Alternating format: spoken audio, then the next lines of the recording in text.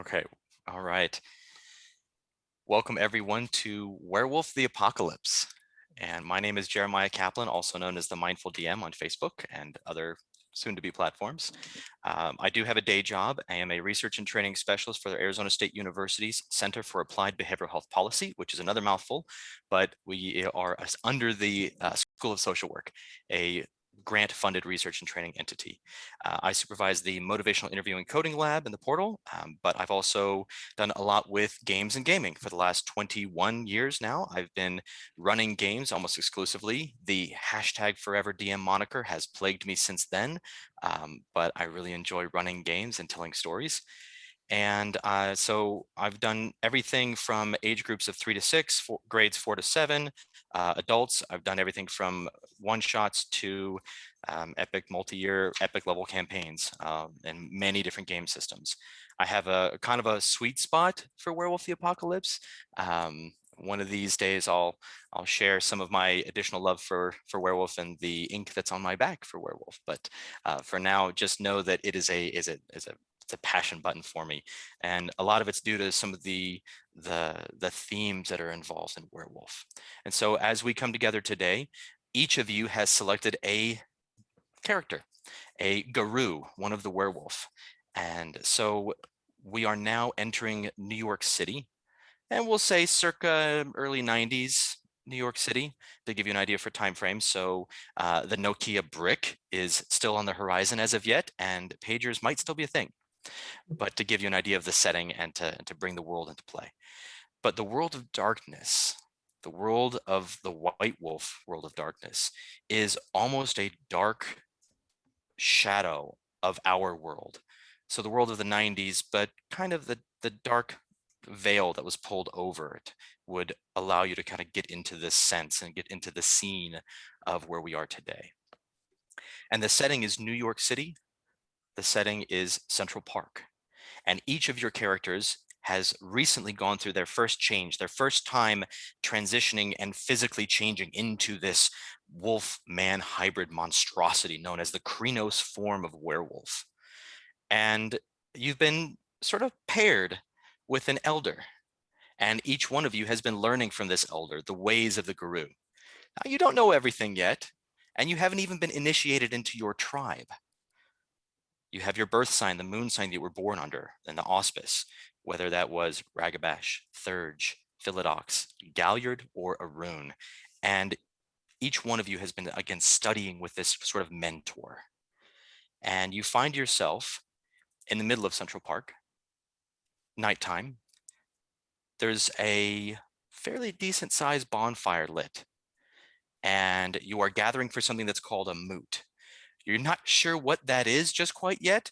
You've been told it's kind of where everyone gets together, and it sounds like kind of a cross between a party and a wolf pack revel. So you're kind of not quite sure what to expect, but it sounds cool.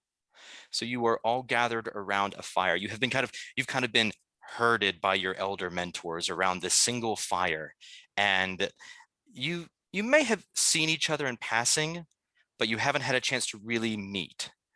And so at this point, I'd like to give each of you an opportunity to introduce your characters by name and maybe a brief description of what you imagine them to look like. So we'll keep it brief and start with whomever would like to go first.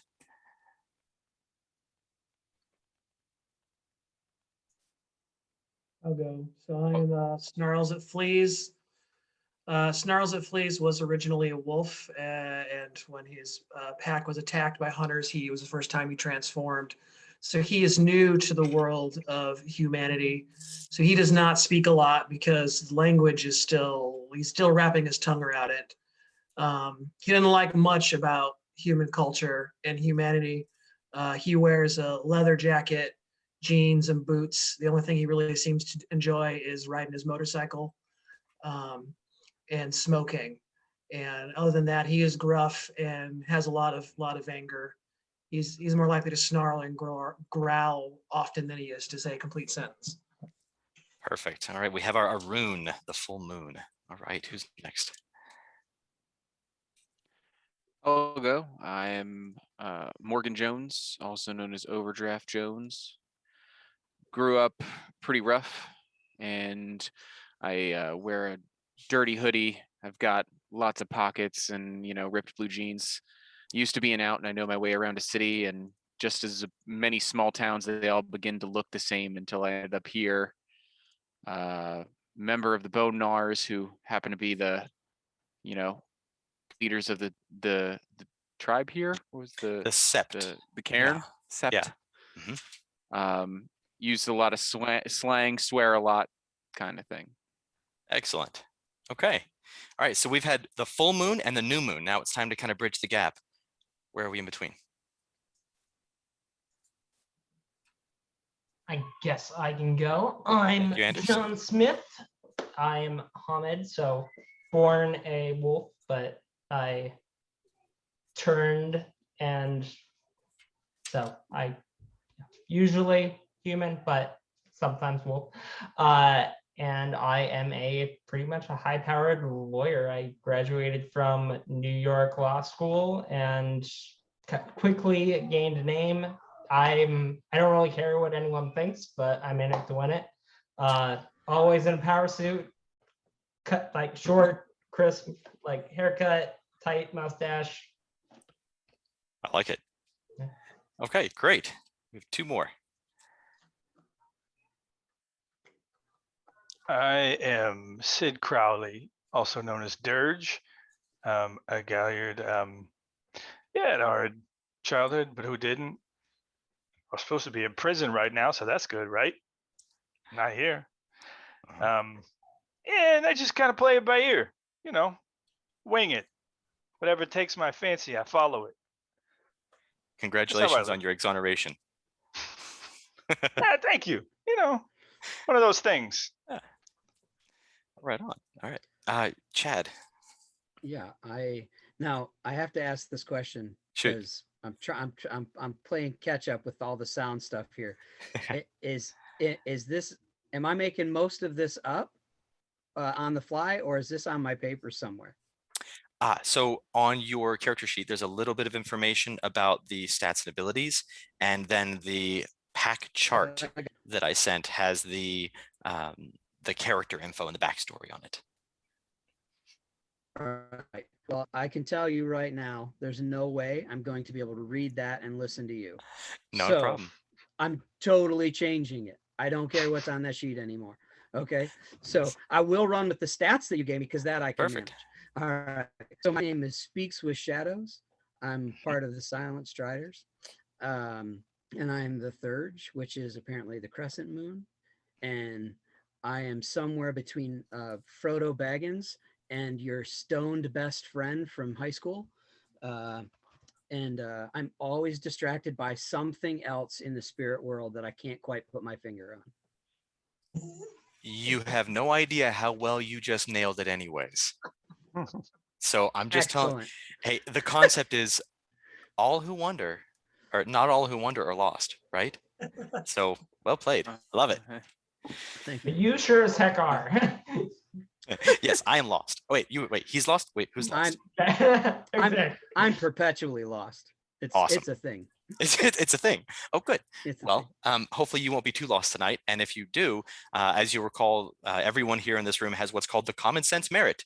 That's the hold the hand up and say, what's supposed to happen right now? And I'll jump in and we'll make sure that your comfort is in the game first as a game, and then we can go back into immersion and have fun.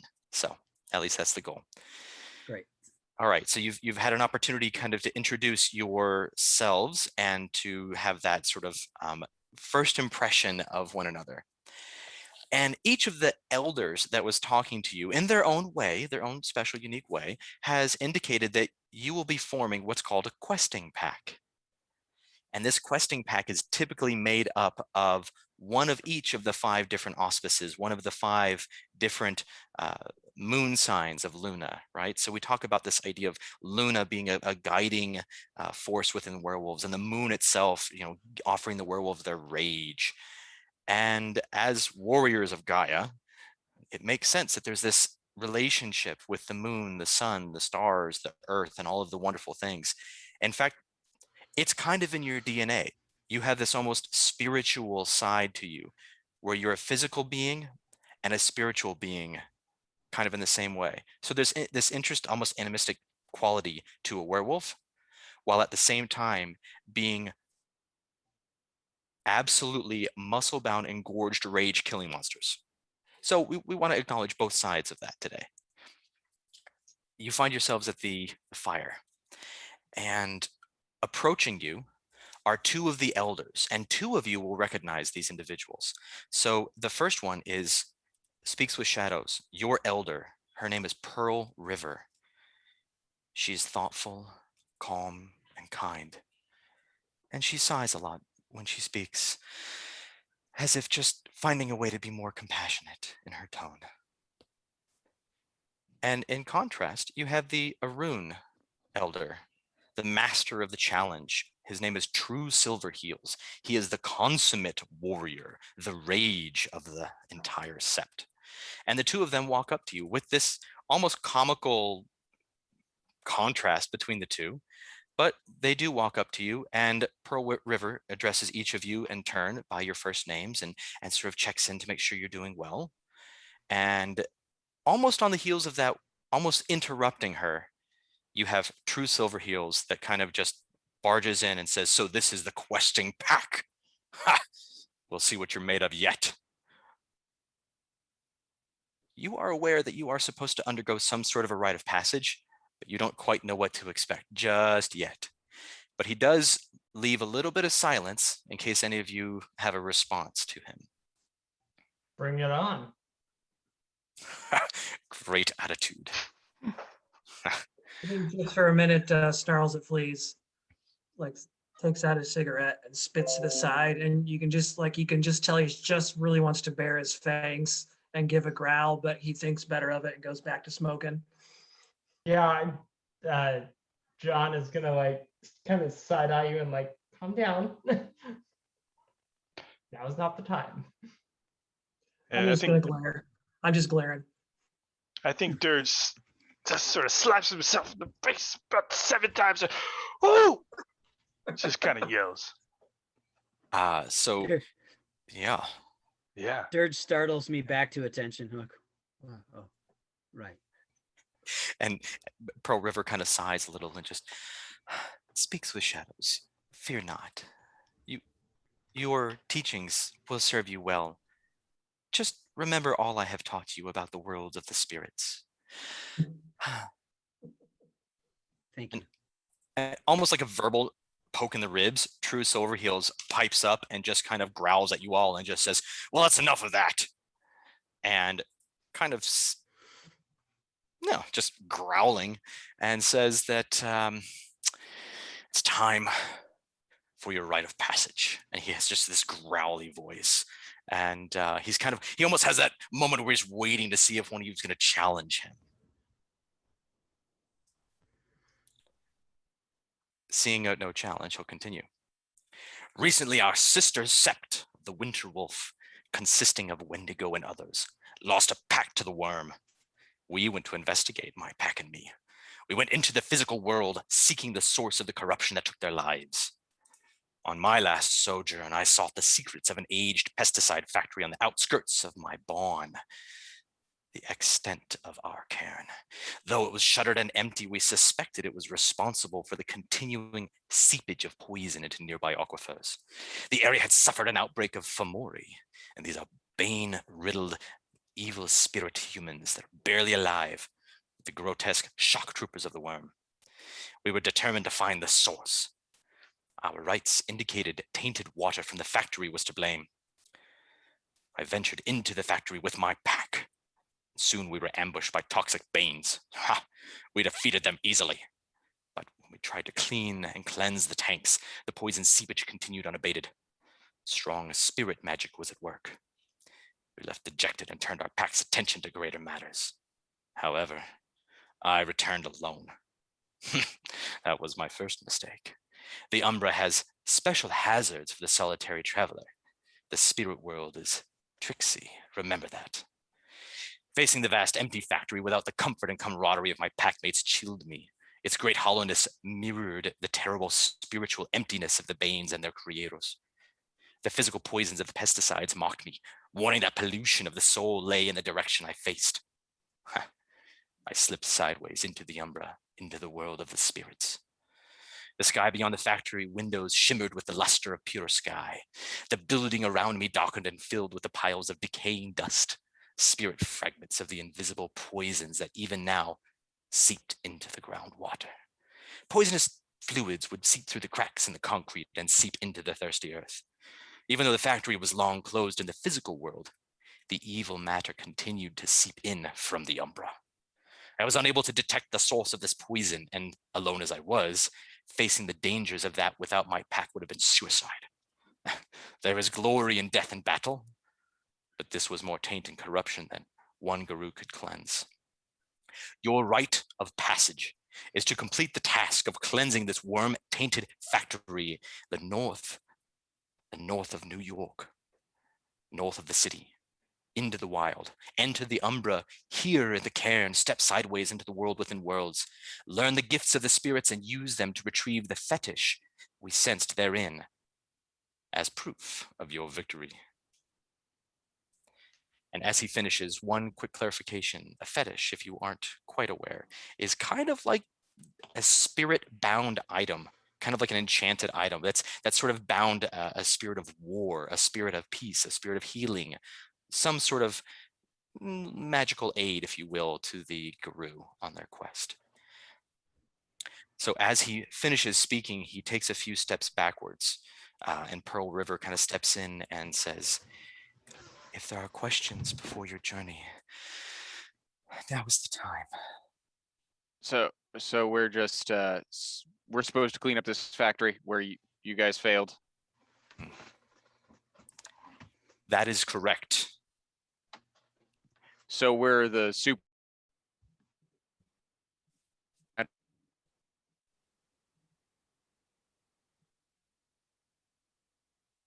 lost Adam. Yay. Oh. Let's try that again. Sorry. Young pup. Yeah, sorry about that. So we're the supernatural EPA. In a lot of ways, yes. I'm just trying to be my character. Okay. No, and in a very Reductionist. literal fashion, you are warriors for Gaia, which means cleansing both the physical world and the spiritual world of the taint and corruption of the spirit embodiment of corruption, the worm. Do we get tools to help us? He kind of laughs a little bit and chuckles, his deep throaty kind of dismissive laugh. You have the tools that Gaia and Luna herself have given you. And with that, you can see him kind of elongate in the jaws and the jowls, and the fur begin to kind of sprout from his body. And he shifts into his war form of Krynos, where he is a hybrid half wolf, half man. And he just smiles and snarls at the same time down at you and kind of just looks. He is huge, like 9 feet tall, just kind of looks down at you and says, you know, flashing his claws and his teeth, and just says, you have all the tools you require. Look, I'm all for combating the worm. I mean, as the litany says that we must, but at the same time, I'm hearing that you and your pack went out of the veil. And the litany also says the veil can't be lifted. So the veil is not to be lifted around humans. The presence of myself and my packmates was undetected in the physical world. And for those who perish, do we need to worry about remains?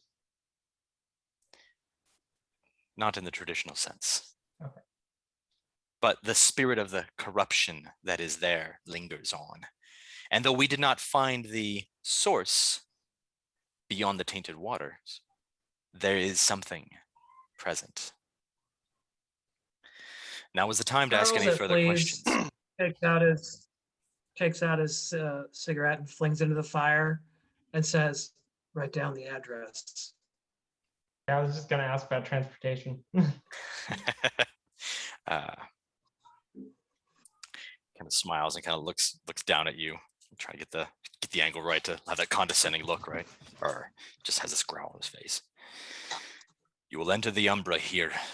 You will slip sideways into the spirit world, and you will seek out one of the totems of our sept, the Sept of the Green. This totem is mighty and cunning. The great white mouse shall lead you on your journey. Upstate New York, follow the river, and you'll find the seepage and the corruption. Let's just say, follow your nose.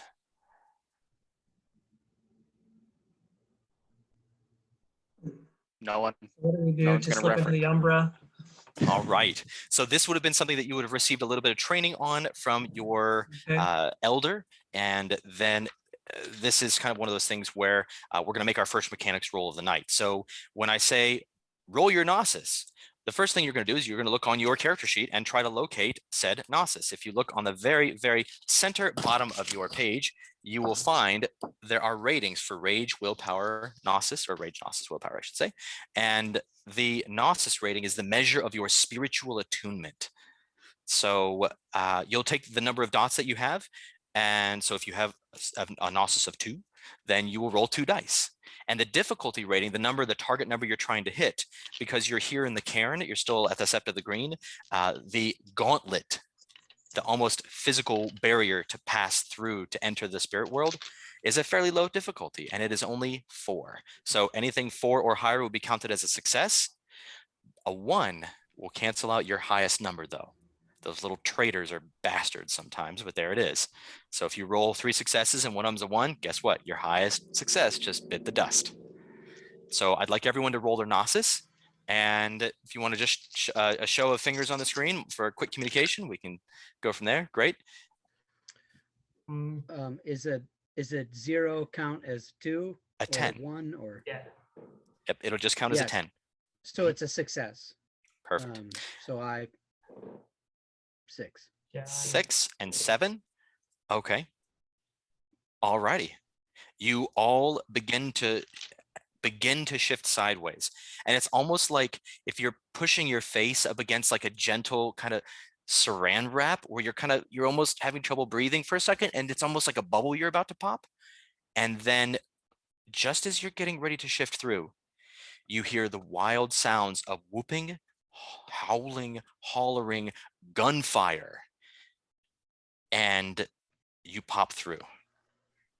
The moment you enter the Umbra, you realize why there are dozens of Garou of the Sept of the Green, but you only saw a handful. The rest are here. They are on either side of you. They are behind you. They are flanking you. They are around the fire. And each of them is howling and clawing and biting. And you get the feeling that this is one of those moments where you have to make a decision to stand your ground or go. There are a good dozen on either side, almost forming a line, pushing you towards the fire. So our So choice Snarls is is to. standing his ground. Okay. So our choice is to stand the ground or run toward the fire. Yep. The fire itself is kind of almost a shadow of its physical self. Being in the spirit world, you almost see little fire elementals kind of dancing in a circle. You kind of get the feeling you could kind of just blow through them. And as the third of the group, almost a leader in spiritual matters, you wouldn't fear rushing beyond them, kind of leaping over them and making your way through them. But it is fire, and that does hurt.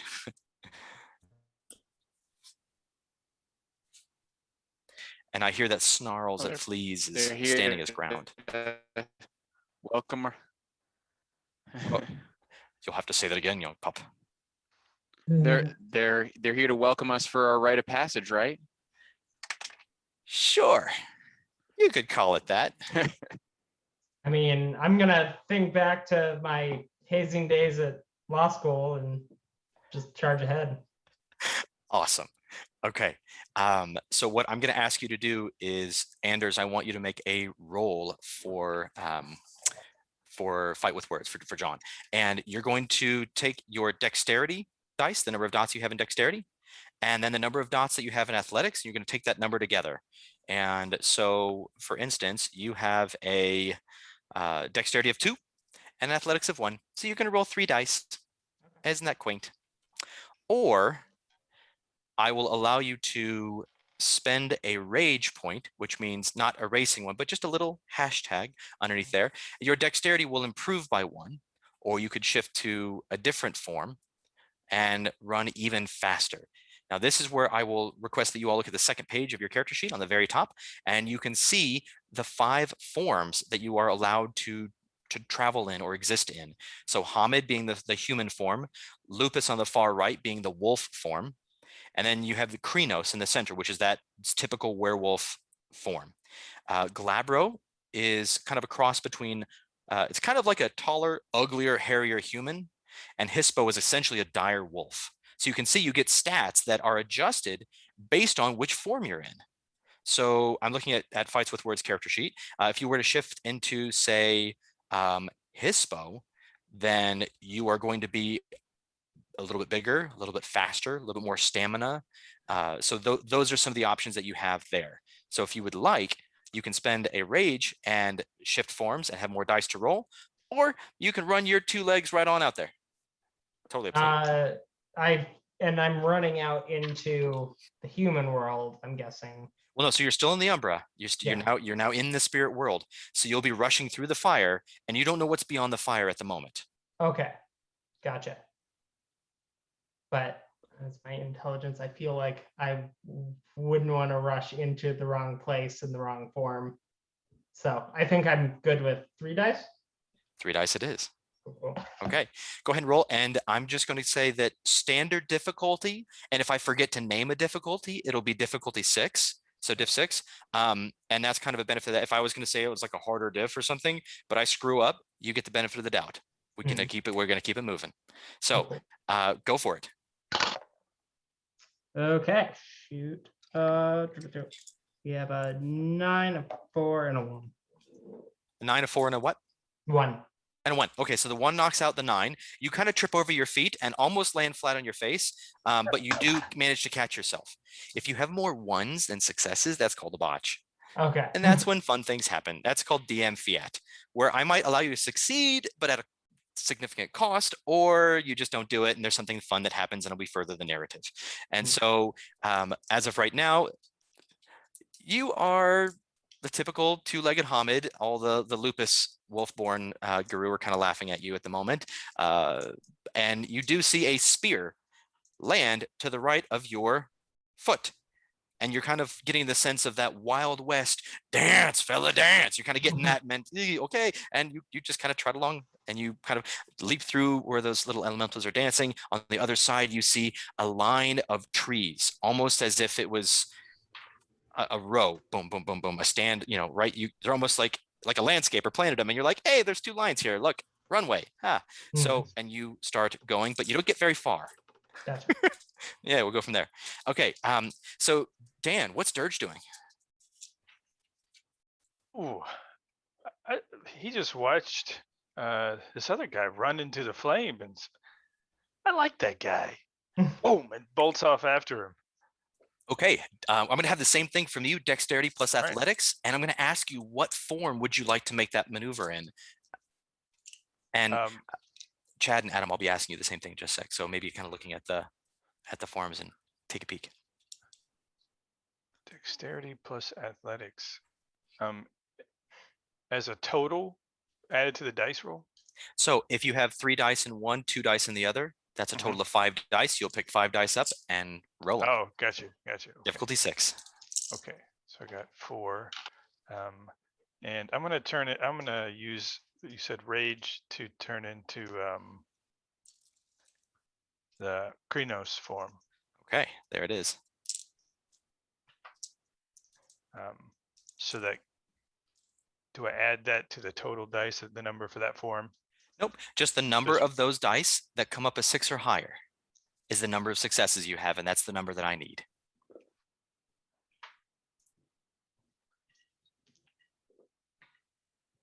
So if you roll like a 3, a 2, well, a 9, a 4, and a 1, then the 1 canceled the 9 and we have 0 in Andrew's case. So I had 4, Okay. which I got a 4, 6, and 2 8s. Okay. So the 6 and the 2 8s count as successes because they are a 6 or higher. Does that Right. make sense from a mechanic Yes. standpoint? Cool. All right. Yeah. I mean, this obviously Sorry. this is meant to take a moment so that we can go through these mechanics specifically. So this little teaching moment was purposeful. Okay.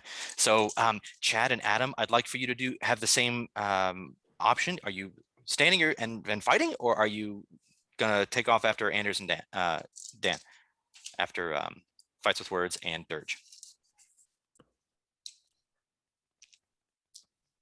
Like Adam is frozen. I think he is too. Okay. What do you So, say? Let's give him a show, and I'll. Oh, oh, back. Hello. Oh, there you. Hey, Adam, there you are. Try again. Okay. I say let's give him a show. What do you All say, right. Chad? Let's sprint through the flames. All right. Let's see. My highest is an 8 and no 1s. Okay, so 1 success. That'll do. I'll do, pig. I'll do. All right. Oh, Chad. I have a 6 and an 8. Oh, that's So 2. 2 successes. Nice. You're a little Yeah. bit more graceful. Just a scotch. All right, Chad, where you at? Well, I don't appear to be super athletic comparatively. So, Okay. This notion of spinning through this group of are the spirits? Is the spirits the fire or the spirits the people along the way? And I'm frozen, aren't I? No, you're not anymore. The spirits are little fire elementals dancing around, kind of a spiritual manifestation of the big bonfire that's in the physical world right now. You're kind of in a mirrored place. Like think like the ethereal plane or something. If you're thinking like D&D, it's a very similar concept, but a much darker, kind of creepier place. Sure. And still warm and light. Right. And the wolves that the werewolves that we are running through, they're real manifestations. They're not theories. Oh, they are very much physical manifestations in the spiritual world. Absolutely. So in other words, their claws look like it hurt. Sure. Yeah. So I will go. Can I turn into a Kronos as well? Absolutely. You can shift to Krenos. Absolutely. So Okay. you just spend a rage, which is those little boxes under rage. You only have as many rage as you have dots there, but just put a little slash in the box underneath one that shows that you've marked it off. And don't worry, you get it back quick.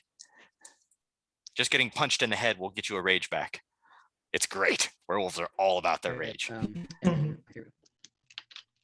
Okay. And then I'm rolling a dexterity, you said? Dex. Yep. So the number of dots in dexterity. If you have so hold on. So 2. Chad, you're speaks with shadows. I have 2. Okay, Yep. great. And then if you've shifted to Krenos, your athletics is 0. So Krenos is a +1. So you actually still roll 3 dice. I have a 4, 6, and a 10. So Great. 2. So successes. the 6 and the 10 are successes. So that's 2. Well done. All right. So the 4 of you jump through the bonfire, the shadow of the bonfire here, the spirit world, and you see that line of trees. And in front of each one of those trees is a Gru kind of harrying you and kind of like snarling, forming this kind of like a wedding send-off where the bride and groom, the happy couple, are running through, except instead of like fireworks and sparklers like I had at my wedding, it's snarling teeth, claws, rage monsters. So enjoy that visual for just a moment, please. All right, Jeff, let's talk about how Snarls It Flees is doing, shall we? We're gonna roll some dice. Yeah. Okay. All right, so here's the fun thing. A spear comes your way, and you can see the tip of it is glistening with a silverish kind of tip. Okay. You recognize it. It's True Silverheels. It's his spear. Okay. And it takes quite a bit of skill to throw a spear at somebody from, yards, like tens of yards away. I mean, this is like a quarterback skill, but he's a pretty good shot. He still manages to just give you a little bit of, just barely opens up the skin in a little bit of a line, and it starts bleeding and burning because it's silver and you're a werewolf, and shit, that hurts. So Supernatural damage. basically, he winged you, and you hear serious snarls, and you see the werewolves behind you that are about to start chasing you have these silver, broad, almost like jagged, like if a scimitar was crafted by a 3-year-old, jagged blades made of silver, and they start rushing you. I feel like this is not the first time that Snarls has been winged by that damn spear.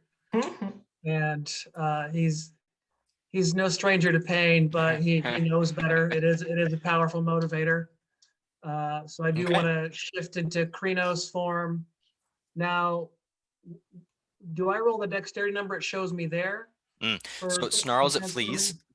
Starts out with 3 dexterity, but when you shift to Krynos, you Yeah. have a 4. So you'll add Uh-huh. 4 dice together on top of the athletics of 2 to roll a total of 6 dice. Yeah. Okay. Does that help? Okay. Yeah, I'd already rolled 5, and that was a Oh, success. Yeah. So screw it. that's, Roll 1 more. yeah, I'm good. So I transform. Okay. All right. So you transform, and then your dexterity plus athletics was a total of how many successes? I had 1 1 and 1 9, but then And those everything else was cancel. success. 8 8 6 7. Whew. So All right. so You 4 are an successes. athletic. Yeah. You bound over the fire. In fact, you also bound over Fights with Words, who is kind of like tripping over his feet, but still kind of getting them together. And as the one with the most successes, you make your way through some of the line of Guru. And as you're all running, since you're up front, Snarls, you're looking around, and you don't see any other way but the straight way forward. The final pair of trees that you're looking at, you just at the corner of your eye, you catch something small and white at the base of one of those trees. No idea what it is. I'd like everyone to roll perception plus alertness, please. We're gonna get one more roll in to kind of get the sense of rolling mechanics before we have to do something a little bit more intense, like conflict. Perception plus alertness. Perception is going to be on the very top right-hand side under your mental stats. So like, for instance, Snarls, it flees, you've got a 3 dots in perception. This won't change based on your form, the mental stats. And then alertness is on that left-hand side under talents, right under or on top of athletics. So where you just were looking. Yep. Number Is that still So perception plus alertness, roll that number of dice, difficulty still 6, and then just hold up a finger with the number of successes. And if you need more than one hand, you got it. Oh boy. It might be up to the 2-legged. I only rolled 2 dice, so. Oh man. Okay. But that's all right, because Speaks with Shadows and also Snarls Fleas, the two of you are, I was looking for 2, so you barely see it, but there it is. You see this tiny little white thing, and you just barely make out the shape of a mouse. And it's kind of darting between the 2 last trees, kind of back and forth. And it just appears and just goes back and forth. Definitely following. All right, now, and as the guy connected to the spirits world, I don't even think about it. I have that direction. Okay. I'm like, there it is, there it is, there it is. Okay, you don't even hesitate. You are just gone. And with all of the snarls and rakes and everything, a couple of them and a little couple overeager Guru might tag one of you with a nice claw mark as you run by or something, but it's nothing to draw an obscene amount of blood, just a little bit. And you make your way, and the moment, actually with that Dex plus Athletics rolls, I'll say Snarls or Fleas is able to have that Olympian moment where you get to the front of the line, and the moment you step in between those final 2 trees, a bridge of sheer moonlight appears at the base of your feet, and you begin running, and you're just running up, and you're climbing up like one of those people movers at the airport. Man, the second your feet hit it, you just start going. Okay. You are on a moon bridge. Now, Speaks with Shadows would definitely know this. You've all probably been on one before, maybe. I don't know. Fights with Words, probably not. You're like, the hell's this? What's going on? But Speaks with Shadows is able to kind of, you would recognize this as a moon bridge, and this is a way to travel very quickly in the Umbra. And now that you're here, you get the sense that you're traveling very quickly, and you can feel that you are rising up above the city even, and you can see the lights of New York City kind of there. And as you're lifting up out of Central Park from within the Umbra, you get a much better sense of things. And you can see Central Park is just filled with wild spirits, spirits of trees, of birds, of animals, of the Central Park Zoo is an interesting sight by itself, because there's all sorts of constraints and constrictions on these wild spirits there. And it's almost this sad place as you're looking through it. And then you look off and you see the skyscrapers, and you see spiders climbing up each of those skyscrapers. But these aren't little spiders. These pattern spiders, these spiders that are tugging at the straight, clean lines, are the size of Volkswagen Beetles. And you can see them crawling all over the skyscrapers and keeping things in nice, neat order on behalf of the Weaver. And you exit Central Park and you climb this moon bridge into the sky and off. And you have a moment to kind of catch your breath as you're on this sort of spiritual people mover.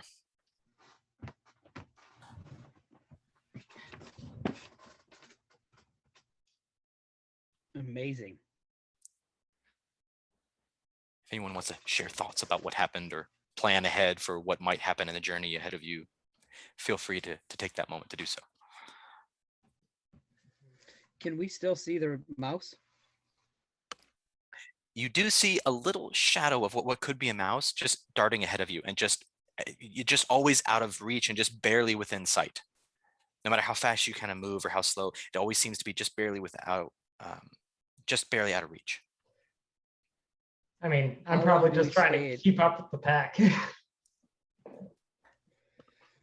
How long do we once we are in this form, do we stay in this form easily?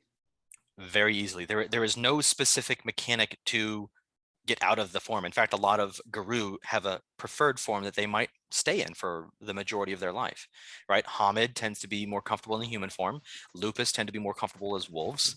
And some just like the feel of one of the forms.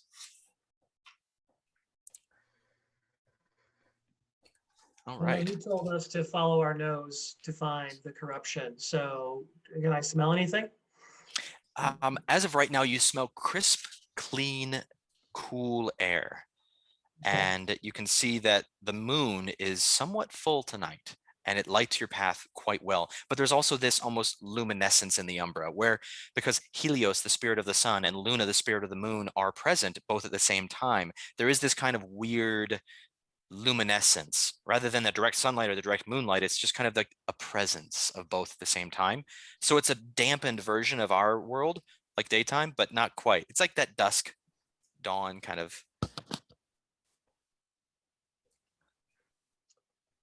I think Snarls would just look back at the others and say, try to keep up, and just keeps following that mouse as best he can. All right, so a vote to follow your nose and then keep up. All right. Looking at the moon and the sun, never really seen the city from beyond the veil before. It's different. That it is. I guess I want to offer that the great mouse has no intention to leave us behind. It's okay. We are the mouse.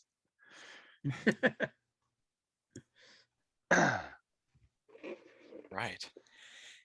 So we'll go ahead and we'll look at this moon bridge, and we're kind of looking at it, and eventually you kind of get to a horizon with it, and it starts to kind of go down.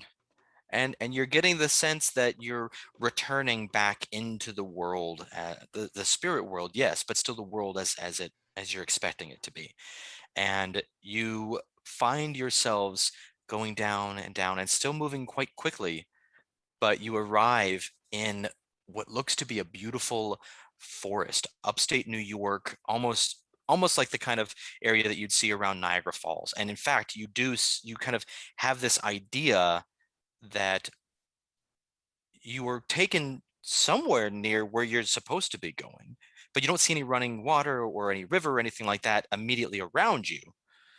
But you do touch down onto spirit umbral earth, as it were, and you find yourselves in this beautiful forest. And there are spirits around here and there, but for the most part, it's quiet and it's peaceful.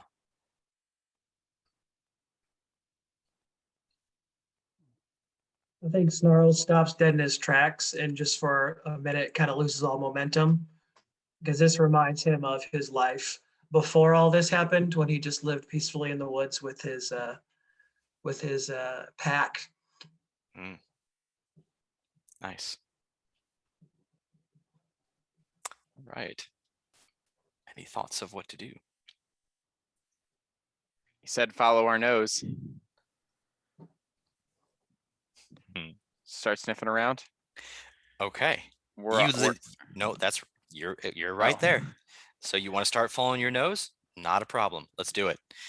So something like that. We're going to say perception is going to be the first stat. And the second one, this is one of the nice things about the storyteller system, is that I'm going to give you an opportunity to choose the other side of that roll. It's going to be a perception check because you're looking for something. But some of you might have survival. Some of you might have perhaps enigmas for maybe a more spiritual search, alertness if you're just trying to use your senses and look around. So if anyone wants to look around, I'll let you name your own role. Perception and survival for Outside me. of perception, You know what? outside of Oh, Sorry, go, Chad. You go ahead. You're sorry. No. okay, outside of perception, Mhm. the other thing that is it an attribute or an ability that we're drawing from? It's going to be one of the advantages. I'm sorry, abilities. Yes. Sorry, looking at the wrong character sheet. There we go. Abilities, okay. Yeah, I'm abilities. wondering if this is a place that Fights with Words has ever been near before. I can't say that you have or haven't. You may have had a little experience with the Umbra, but Oh, I thought that we were in so on the main. in the physical world. No, you're still in the spirit world, in Okay. the Umbra, but it's like spiritual manifestations. So in other words, where there would have been like a tree, there is now a giant sort of perfect tree. Gotcha. It's very animistic in that sense of where there is the perfect oak tree, and every other oak tree in the world is kind of like a copy of that.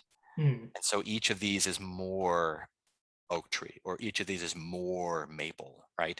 So now it sounded like Chad, you were picking yours. Adam, did you have a question?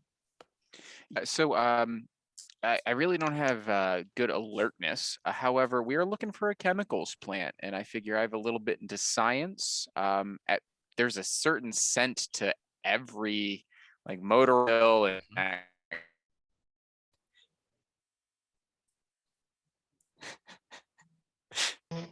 that kind of stuff. I mean, Thanks, Jeff. I only get one, but it's better than nothing. Okay. Yeah, I would say roll it. To- And this see is if there's a specific. yeah, exactly the kind of justifying our roles that we want to be able to have, because it gives the players a sense of control and autonomy and their choice on how they want to approach a certain problem. So Dan, where are you at? Where are you thinking? Well, Goose egg.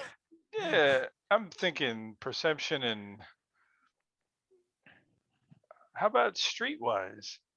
Like for a little like just kind of awareness of like what's somebody else doing and where That picking I up. will be fine with. Yes, because I'm like, you're not in the street there, buddy, but you want to pick up on your pack mates' behaviors and feel how they're. I'm good with that. Go for it.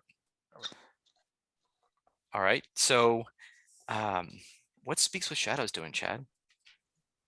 What was your role? So looking through the thing, trying to make get some definitions of things. But if I don't want to overshoot this, but is there a way that I could spiritual thing that could point me in the right direction? Is that Gotcha. what that's for? It could be. Let's see. Let's take a peek here. So with your gifts, you have heightened senses. You could spend a gnosis and for the scene have extremely sensitive senses. You have spirit speech. You could try to find a spirit that'd be willing to talk to you, although a lot of spirits are kind of flighty and selfish and might need some sort of, bribery or bargaining or something. So you could be kind of thinking about that.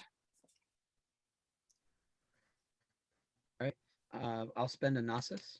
What does Okay. that help me with? You have heightened senses. The difficulty of any perception rolls right now for this scene are going to be lowered significantly. And the mechanics of that are Okay. on your character sheet. But if you scroll down, I've got all of your quote gifts, or kind of like your powers, are summarized, the mechanics of which in there. So if you want to read through, then that way, if you want to read in between things or kind of get ready yourself for the next piece, I'll give you a chance to kind of do that. So Sure. all right, so you've heightened senses. Why don't you go ahead and give me a basically looking at perception, which is 2 dice. You got enigmas of 3. That might be your best shot on that one, or survival of 3. Either way, it's the same number of dice. So go ahead Okay. and roll 5 dice and tell me what you get. I have 3 successes. Nice. Okay, so Speaks with Shadows is kind of sniffing the air a little bit, and you're kind of looking at the spirits, and even in the spirit world, animals and spirits tend to gravitate towards water, and you're kind of watching the spirits, and they're kind of gravitating a little bit towards the east, and you're thinking, okay, the river's probably in that direction. And no sooner have you kind of figured things out, Anders, John is kind of looking around, and he's kind of looking around and kind of looking around, but we'll see. You step in something. Oh, fun. It smells real bad.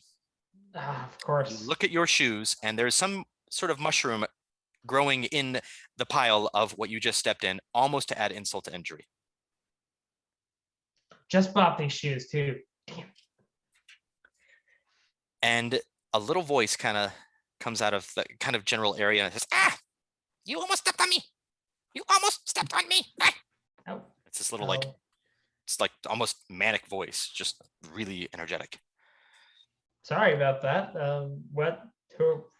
What are you?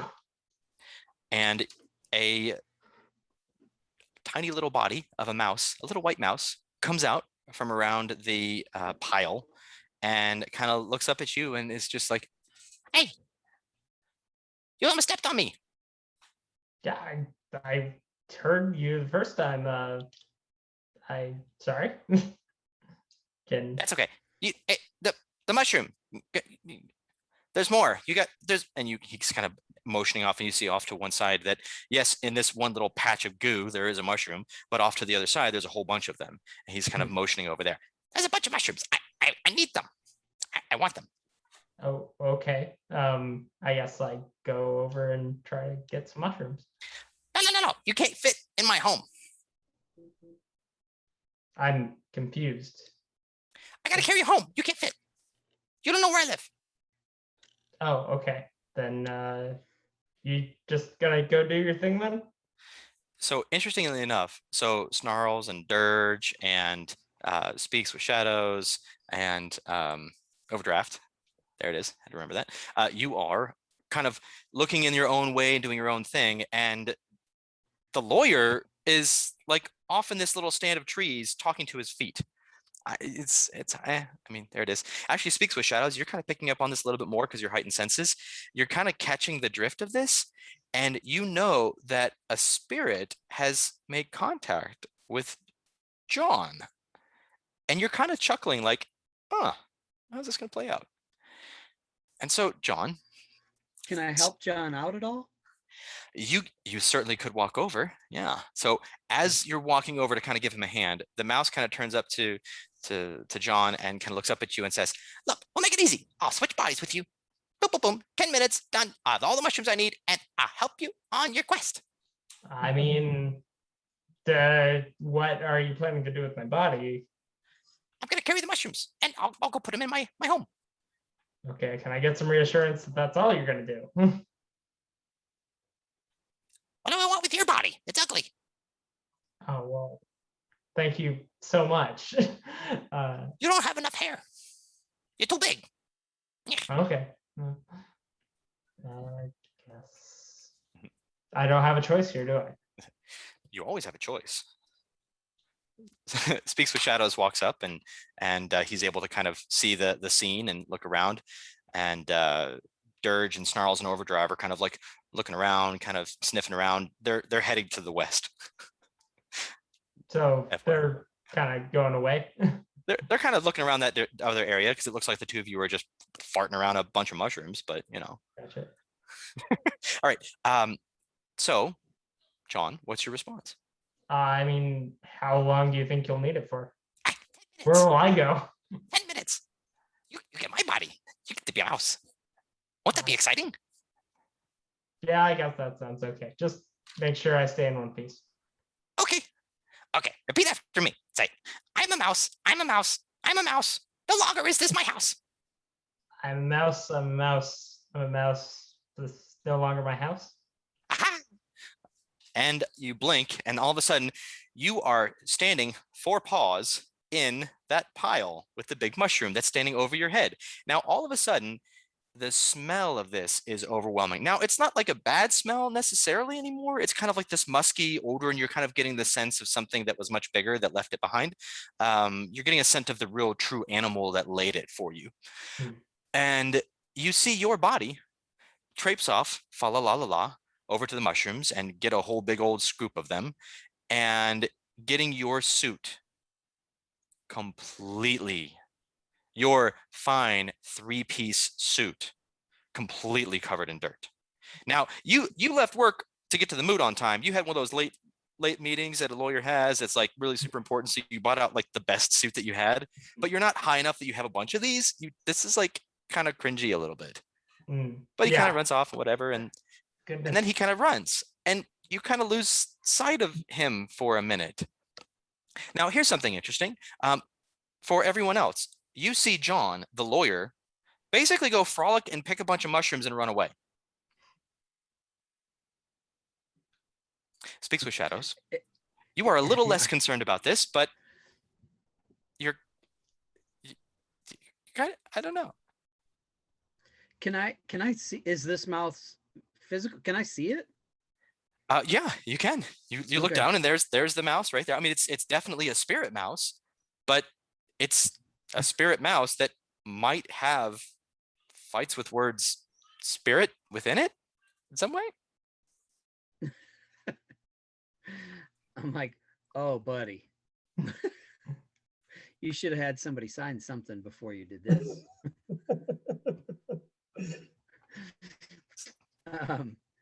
So do I get the, like, he's trotting off and we can, did I hear any of the conversation?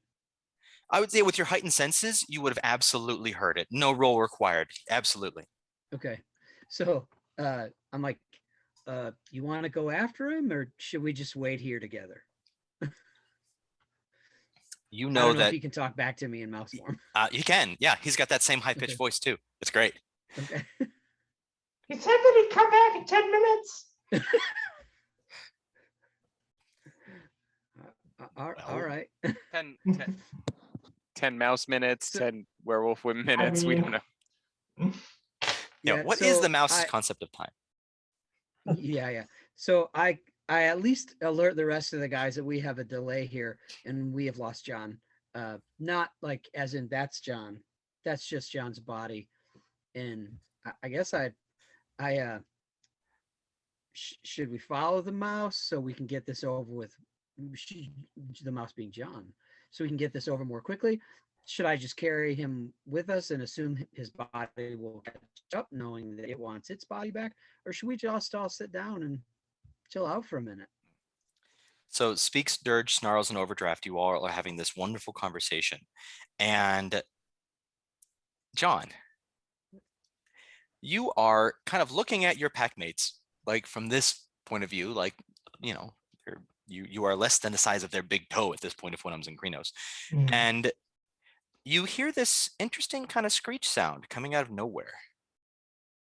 Oh, I don't like the sound. And as you're like cringing and plugging your ears, like, what the? You feel a strong, firm grasp around your tiny body. That of a talon of a bird of prey. and you look up. I attack it. So y'all are facing the other way, and don't worry. So Okay. facing the other way, there is an owl, a beautiful. I mean, we're talking just a beautiful owl. That that nice white, feathery, plumy face, and it just screeches and takes off, flies up into a nearby tree, and promptly eats you. Whole or Whole. okay. And as Speaks with Shadows turns around, the tribal totem of the Silent Striders is the owl. And therefore, you look up at this and you see this beautiful owl, gorgeous. And you know that one of the ways to pay respect to owl as a spirit is to leave a little mouse or leave little packages of little prey. And so you're just looking like, oh, well, so you're kind of torn at what to do. But after a moment, the owl kind of flies down, leaves a little pile, and flies away. And as the four of you are standing around looking at this little pile, a skeletal mouse crawls out of it. And no sooner does that happen, does John's body come frolicking back and lands full all on fours and says, "What'd you do to me? You ate me. Wait, what ate me? That would be an owl. Oh, well, just, I'm a guru. Me and this mouse will do the old switcheroo. Say that. I'm a guru. This and the Me and this mouse will do the old switcheroo. Me and this mouse will do the old switcheroo. And you kind of blink and he kind of looks down at himself and he's all skeletal and he's like, cool, maybe now I don't need to eat the mushrooms. Oh, well, I'm going to go. And as that happens, John, city-born Hamid lawyer, glasswalker, you hear the owl kind of hoot off in the distance and you understand it. You have been gifted with the gift of spirit speech. So now you have the ability to speak with spirits as Speak with Shadows does. And as that happens, Speak with Shadows, yeah, your nose perks up and that easterly wind westerly wind picks up, and to the east you smell the cool crispness of running water, but with the slight taint of chemicals. Now, Adam, also Overdraft was seeking that kind of chemically scent as well. And now that Speaks with Shadows has picked it up, you're able to sense it too. You have a direction. East. Okay. You travel West. east. We're going east. Yep. All right. So you travel east and you eventually come across the river, and it is, again, in the spirit world, everything is kind of emphasized a little bit. So if it's a little rushing, babbling brook, then it's a slightly larger, rushing, beautiful kind of just gurgling, just stream, almost a small river. It's almost a shadow of its former self in the physical world. And the Umbra is like reverses that. And it's just a little bit more.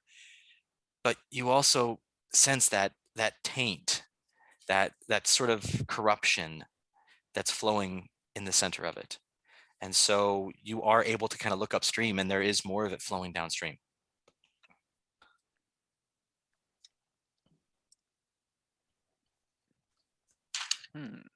Go. Okay. You travel upstream and it takes you a little bit of time, a couple of hours worth of travel, moving fairly quickly. And a couple of the spirits will kind of stop and chatter. And so Dirge and Overdraft and Snarls, you guys are like, what's that little thing chattering about? And John and Speaks with Shadows, you guys are like, oh, there's, you can't understand. Huh. Well, what do you know? So it's kind of a little bit of a different experience for you, John. You do get to the point where you kind of see some little bit of smoke in the distance, and that's kind of disconcerting because smoke in the Umbra means something is really there in the physical world that's here.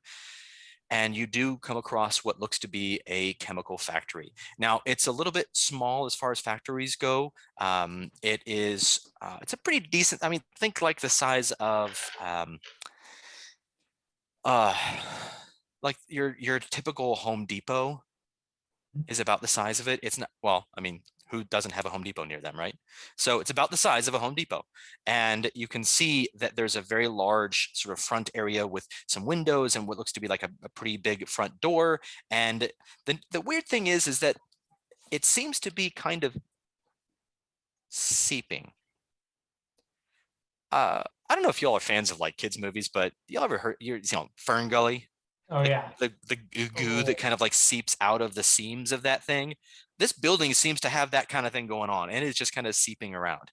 And above it, there are little wispy, shadowy kind of pieces that are floating in circles around it in just certain areas and kind of diving down and back up and swirling a little bit. And you can see that the river kind of snakes around back, and the factory seems to be kind of in this like almost like the river snakes around it, like it was built in that little nook, in the armpit of the river. How does it smell? Horrible. In fact, Speaks with Shadows. This is the sort of technically a new scene. So the last little remnants of your heightened senses are starting to go away, but it's enough that it makes you kind of like nauseous and you're grateful for the sensation subsiding.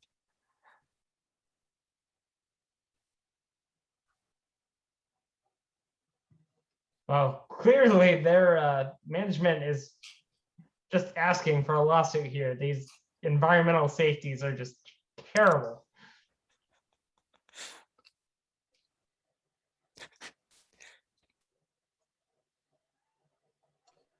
Let's go.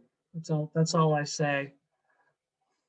And just move ahead towards the factory. Okay, as you get closer, you can see that there is a front door, and it's kind of, you got that little seepage around, and there's windows there. And then of course you can see kind of, you get a little closer, you see a little more clearly that kind of behind there is probably like a loading dock, the big overhead door, and you can see this kind of pipe work that's coming out of the back of it that's just gushing into the river. Any windows? Yeah. Not really. In the front, there's maybe somewhere like an office building would be, but the back would pretty much just have a couple of overhead garage door style for like, loading and unloading barrels upon barrels of corrupted pesticides, that kind of thing, Yeah. So just kind of motion. Silverheel said that there might be gremlins around here. We should be quiet. Maybe get the drop on them. And I reach under in my jacket and I pull out my silver glaive weapon, and I do one of these, and I just start walking towards the front.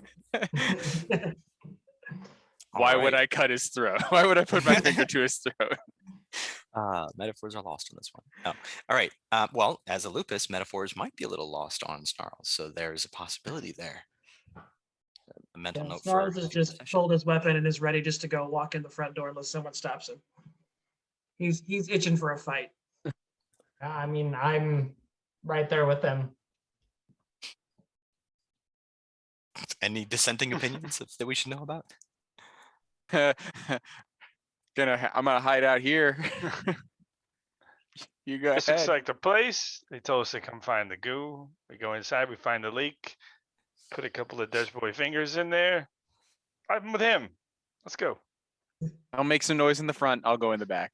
As I said before, wherever the worm is, we must fight it. Okay. So I'm sorry, but I just want to clarify here. So what's the plan? And who's Fight going the where? worm. I've got my Are weapon we in just hand, doing and I'm like walking in the front door. we doing like a wedge formation, or just walking in the front door? Is there? And okay, so I'm like,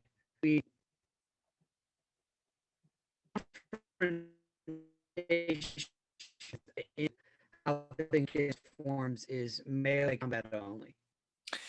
Okay, so I think I got some of the different forms. One of them is a melee combatant specialist or only, and then is that kind of what you were going for? You broke up a little bit. Well, just like in if we have a couple of crazy tanks, they're going in, they're berserkers, I'm way too chilled while they're stopping them. can I be shooting people from mine? Can I support them in some fashion as they Okay. go act crazy? Like, So Speaks with Shadows does not have any kind of firearm or any kind of ability in that regard. But you do have something called Speed of Thought that does allow you to double your running speed at the cost of 1 Gnosis for a scene. That would allow you to be a little bit more maneuverable. Your dexterity plus stealth is 4 dice plus any form modifications. So that might be an option if you're looking at kind of more of a support or sneaky role. Any of that sound appealing to you? yeah, yeah. If how long does like, and is that last like a scene? If I opt to use one of those skills? The storyteller system is somewhat vague on the definition of, quote, a scene in some instances, but as far as I'm concerned, the entire Okay. factory scene will be there.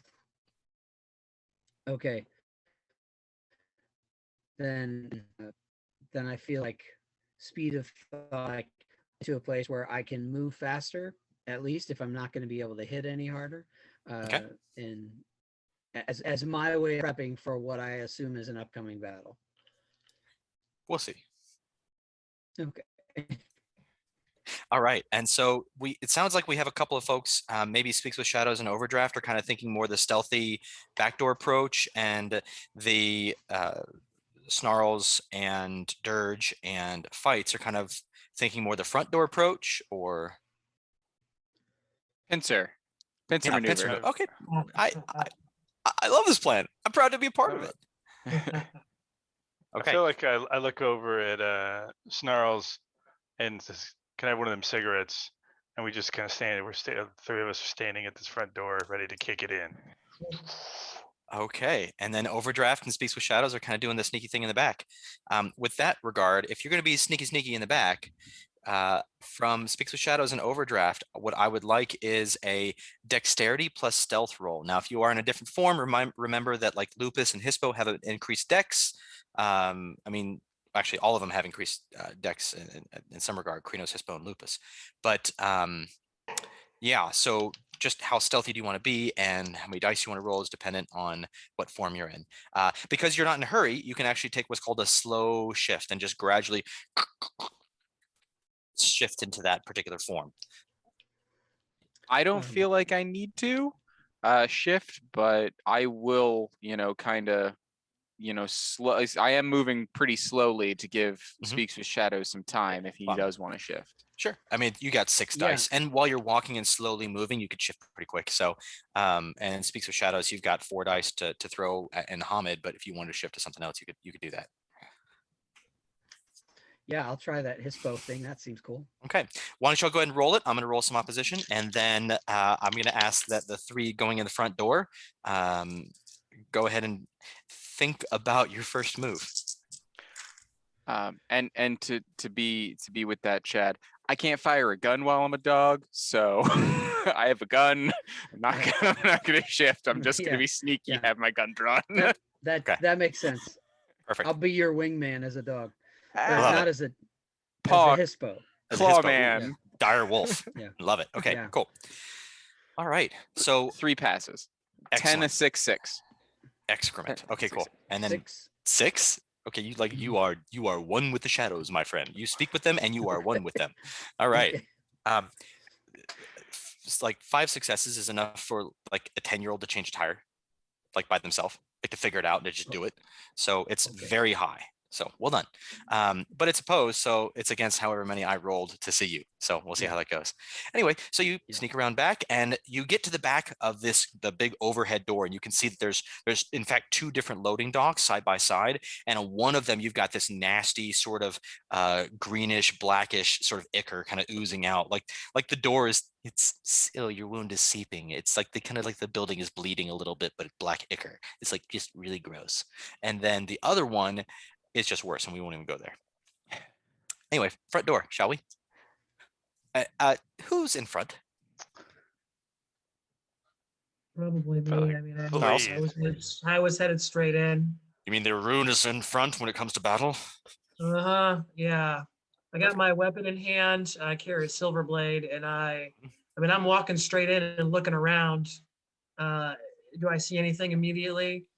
So the interesting thing is that the building itself is permanent, but things like windows and doors are kind of semi-permanent because they keep moving a lot. Like the solid windows are kind of there, but it's this wispy sort of, you can almost like put your hand through it. It's not really, almost not even there anymore. But where the doors were in the physical world, they're like hinges and things that are a little bit more permanent that are there, but it hasn't really manifested in the Umbra yet, because this is still a relatively new construction, just a few hundred years being able to build these kind of buildings as mankind. So you walk right in the front open door, and you're in this office space where you are, kind of describe it to you a little bit here. I have a map. You guys don't, but I do. So, all right. So you walk in the front, and there's this kind of conference meeting room off to the right. And then you see off to the left a series of offices and a couple of bathrooms and a big double door that looks like it leads like industrial kind of swinging door to kind of push carts in and out of. And it seems like the office part of things is actually fairly small. And looking beyond that, you see those like porthole windows in the two door, slide swinging doors that that you can kind of see into the bigger warehouse beyond. Okay. So having this kind of like, I'm a walk through attitude, right? Yeah. In fact, I'm gonna give a growl, a couple of barks, and then howl. I'm calling it in, man. I'm ready. I love it. If there's something here, I want to get it over with. May I'm I mad make about the spear. Snarls is mad about the spear earlier. He Uh-huh. knows this is some kind of test, and he's like, "Let's just get this on." There's no. May I I'll make a tear out the throat suggestion or then? whatever, don't worry. May I make a suggestion then? Yeah. One of your gifts is called Razor Claws. Okay. Spend 1 rage point, and you rake your claws over stone, steel, or another hard surface, and you hone your claws to razor sharpness. Oh yeah. And basically, you spend 1 full turn sharpening your claws, and you essentially get 2 additional dice of damage and 1 lowered difficulty to all claw attacks. It's kind of cool. If you go to the second page of your character sheet, on the very bottom, there's a section called Combat and a Brawling chart.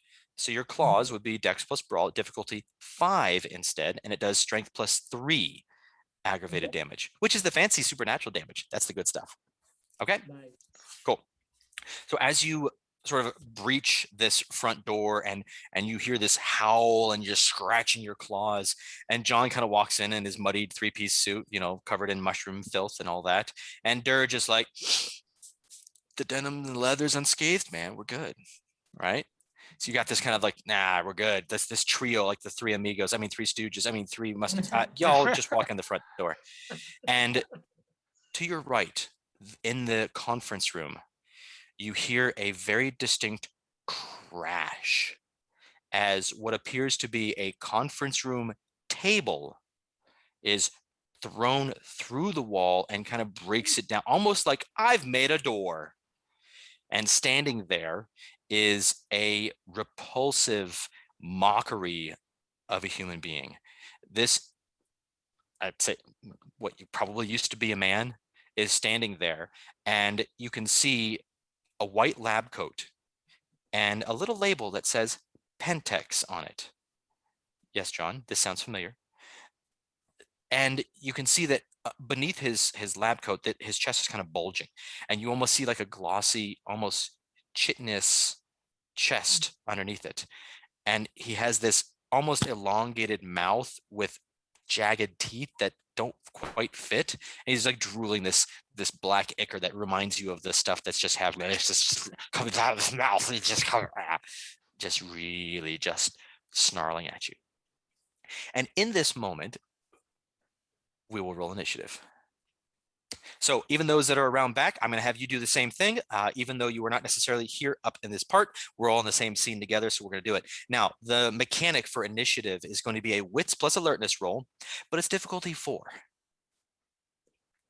And there is an interesting mechanic that I'll explain to you after we roll initiative, but before we act. So I need initiative rolls, please, and I will kind of I will keep track of that over here on the side. What's the initiative die? So wits plus alertness, and it's difficulty of 4, so it's actually really quite low. And come now, pencil, don't fail me now. There we go. All right, so a 3 for snarls, And then Dirge got 1. Great. How's Overdraft looking? 10 total? Okay. That's funny. All righty. Chad, you had 4. Okay. And then Adam, Overdraft. What you got? It's frozen. You have the best freeze face ever right now, though. This is great. I'm going to give you a good initiative roll for that because I think that's epic. Unless I hear from you. Oh, there it is. Okay. What's the number? What you got? What's the number? What number? Throw it in chat. I'll get it. All right. So 3. 3. Yes, I heard it. I heard you 3. Okay. So we'll go ahead and we're going to say, so fights with words is going to go first. And then after that, with me with 5. And then after that, it'll be speaks with shadows. And then here's something interesting. Snarls and Overdraft will go at the same time. And which kind of cool with the White Wolf system is that you really can have 2 people act at the same time because there are combination actions, pack tactics, and combo moves that you can do when 2 characters are going at the same time. Either one delays or it just naturally occurs in this regard. Now, here's the other mechanic. Because you are werewolves and you are rage beasts, you can actually act really, really fast. So if you would like to spend 1 or more rage points at the beginning of this round, at the end of our regular initiative turn, you get extra turns. They're called rage actions. Would anyone like to spend rage to get rage actions? 1 point of caution. You do not want to spend your last rage, lest you risk losing the wolf and the ability to shift forms at all. So don't spend your last rage, please. But all right, for the sake of streamlining things, let's say we want to spend 1, 2, or 3. Recommending in that range, 1 or 2. Okay, so 2 for Snarls. So where are you? There you are. Okay, so I'm going to do right here, rage. All right, and then Chad, I thought I saw your hand for Speaks with Shadows. Yeah, I spent 1 rage to turn into the. So you didn't have to So spend. that would mean I only have 1 left. You took the slow shift as you were starting to walk. So I'll give you the 1. Okay, Yeah. so I'll take 1. Excrement. All right, so 1, and then 1. Okay. Dirge, Overdraft. Are you spending any? 2 for 2 Dirge. for Dirge. Okay. Overdraft. Are you spending any rage? John? Nah. Okay. Nah, I don't need to yet just yet. Okay. John, are you going to spend any rage? Yes, 2.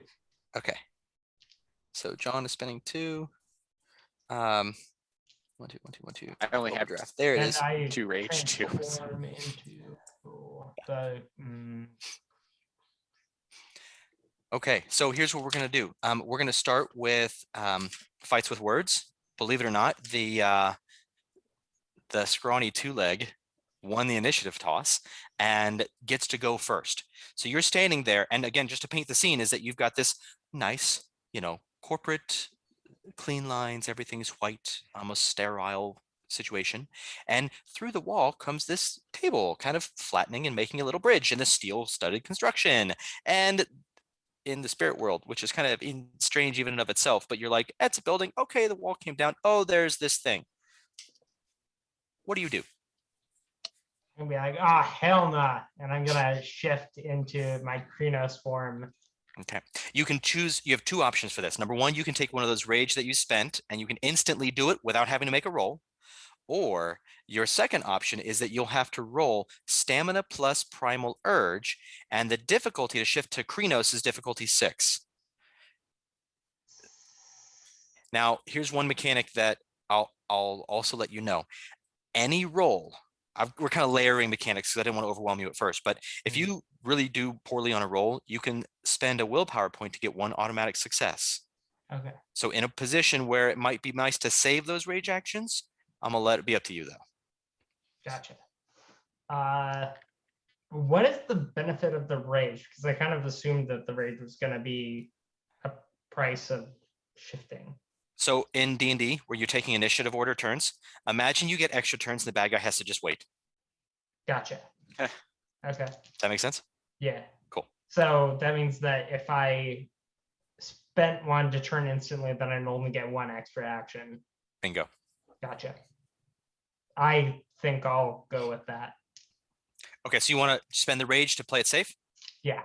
Okay, so I will mark off that you have spent one of your rage actions. Great. Okay, now where are you? Fights with words. There you are. Boop. Okay, done. I'm Now- not a primal boy. That's okay. No, it's all good. It's all good. You're not meant to be. It's all good. Yeah. So, but what do? This thing is just this nastified, seeping thing. Yeah, I'm just Definitely gonna looks take corrupted. a swipe. Okay.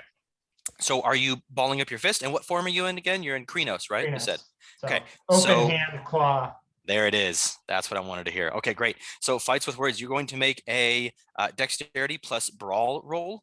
And so on the second page of your character sheet on the bottom right, where it says combat and brawling chart. So claw is dex plus brawl. You want your new dexterity, so that's +1 in Krenos.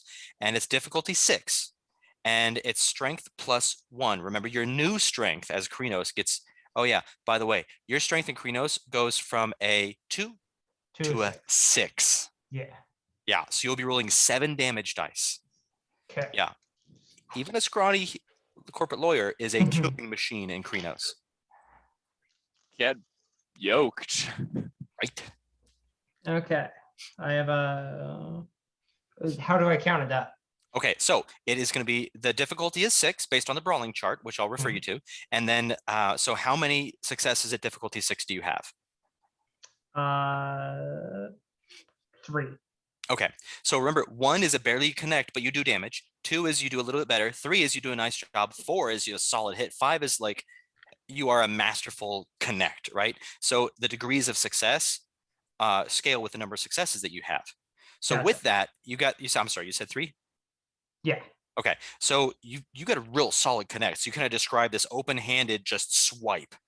And so your claws connect, ripping and shredding white lab coat, revealing the chitinous armor. It's almost like he's wearing a breastplate, but you can tell that it's like that part of him has transformed into some sort of insectoid piece, and his arms are just muscle bound, but with like black running through the veins. And now you get a good view of its sort of skin. It's kind of this mottled skin color.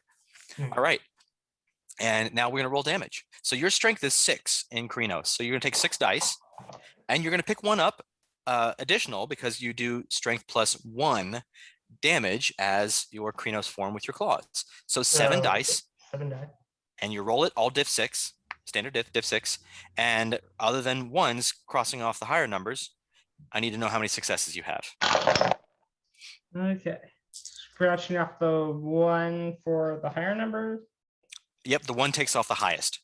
And that Gotcha. makes sense when there's some sort of specialties and mechanics where you get to re-roll 10s, but that's a layer that I chose not to implement for this one because it adds complexity that we don't need to learn the system.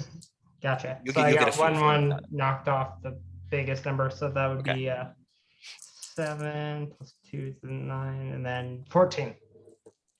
No, don't add them together, just the number of dice that were successes. Sorry, Oh, that would be that were 6 or higher. 4. 4? Oh, 6 or higher. Uh-huh. That'd be none. None? Okay, so you rake across that chitinous armor and you might have torn his lab coat, but you didn't do much else. Dang. Well, That's all good. Okay, so now it is my turn. So Gave it the old law school try. yeah, well, there, you did it. You did something. All right. So opened it up for you. as you're standing there, this creature lashes out, open mouth, and you can see this prehensile tongue coming out, and it lashes all the way out and seems to kind of try to envelop you and wrap you in it. And it's just dripping with that nasty black ichor, but it almost burns to the touch. So he's going to try and get you. All right. So one of the things that you can do is you can spend one of those rage actions to be able to try to dodge during your turn. Otherwise, you have to spend your turn dodging. Would you like to try to dodge out of the way of this acidic, caustic tongue? It seems like a good thing to dodge. I just thought I would ask. No, Nature no, call, yeah. you know. Yeah, I'm gonna dodge. All right, your new dexterity in Krenos plus dodge, the number of dots that you have there. So in other words, you've got dex of 2 plus 1 in Krenos gives you a 3, and your dodge is a 1. So they give you 4 total dice, difficulty 6. Just tell me the number of dice that roll 6 or better. Accounting for ones, of course. That'd be 0. Okay, so you don't quite dodge, but you do spend your other rage action. The city boy is facing something a little out of his league, maybe. All right, well, let's see how I do. All righty. So, ooh, traitorous ones got me. You lucky dog, you. And I mean that literally. All right. So this tongue like lashes out, and you feel like the little drips of it as it just narrowly misses you, and you are able to, even in your not quite dodginess form, still that +1 in Krenos gave you just enough lithe dexterity to get out of the way, just a little bit. All right. And out of the offices, the door that's not really there, kind of the shimmering, almost like a veil, you can see this woman in a lab coat kind of walking through, and she looks quite beautiful, actually. Just kind of run-of-the-mill kind of scientist librarian type with long hair, and just looks has that intelligent air about her that almost well, what's going on here kind of look. And she's very calm, even seeing the three of you. And I had it in my mind that in the center was Snarls, and then on this side where the offices were, that's where Dirge is.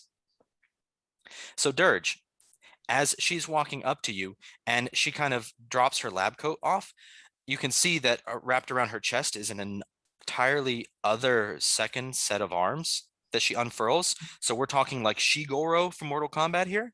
And she flexes a little bit and kind of inflates and rises up, and her stature just kind of increases a little bit, and she's all as tall as Snarls that Flees in Krenos form, and run with lightning speed. You almost can't catch her as she comes to you, and then literally does the 1, 2, 3, 4 combo punch, pummel, pummel, pummel, pummel. Would you like to use one of your rage actions to try to dodge this? I'll roll. Okay, let's do it. All right. So attack number 1 will hit. Attack number 2 will hit. Attack number 3 will miss. And attack number 4 will double botch. Okay, so let's see how this plays out. Okay. Hit, fail, double botch. This is going to be interesting. So what happens is now I'm going to roll damage, and you have to soak the damage. So this isn't like D&D where you just take the damage and you have to suck it up, Buttercup. This is essentially you have to try to withstand it with your supernatural fortitude and constitution. I venture to not to use the word fortitude. That's a vampire term. We'll say constitution today. But all right, so your stamina is essentially how you soak. So how many dots do you have in stamina in your current form? 6. 6. Okay, so you get to roll 6 dice, difficulty 6, and tell me how many you get. And so the first attack, you're going to soak. You just need to roll 1 success, and you've soaked it. 4. 4 successes. She pounds you in the chest, and she's got some weight to her arms, but you are like, nope. Second one, I've got 3 you're going to have to soak. So roll it again. Oh, all right. Roll 6 again. Yep. Every time you take damage, you roll stamina to try to offset that damage. Yeah, it does slow combat down in the system just a little bit, but there are things that you can do to kind of speed things up a little bit, like rolling in advance and whatever. So 3. All right. So done. And you were just like, what? All right. So now with that in mind, Speaks with Shadows, you're up. You are sneakily sneaking behind the back. You have the overhead door in front of you. 2 of them, in fact. What would you like to do? So am I coming in the back of the building and therefore might be seeing other things that other than what they're fighting? Yes. Is that accurate? That is an accurate statement. So I'm sneaking in. Do I notice anything other than what's happening, that fight that's already happening? So you heard the howl of rage. So either you can run around front, or you can still sneakily try to break in or enter the building, or I don't know. I mean, the silence part might or might not be up, but that's up to you. What do you feel like? Oh yeah. I feel like, well, will I be rolling more stealth checks beyond the one that I already rolled? Or did that one count for? So that one is kind of like for the I gotta lift up the gate for him because he's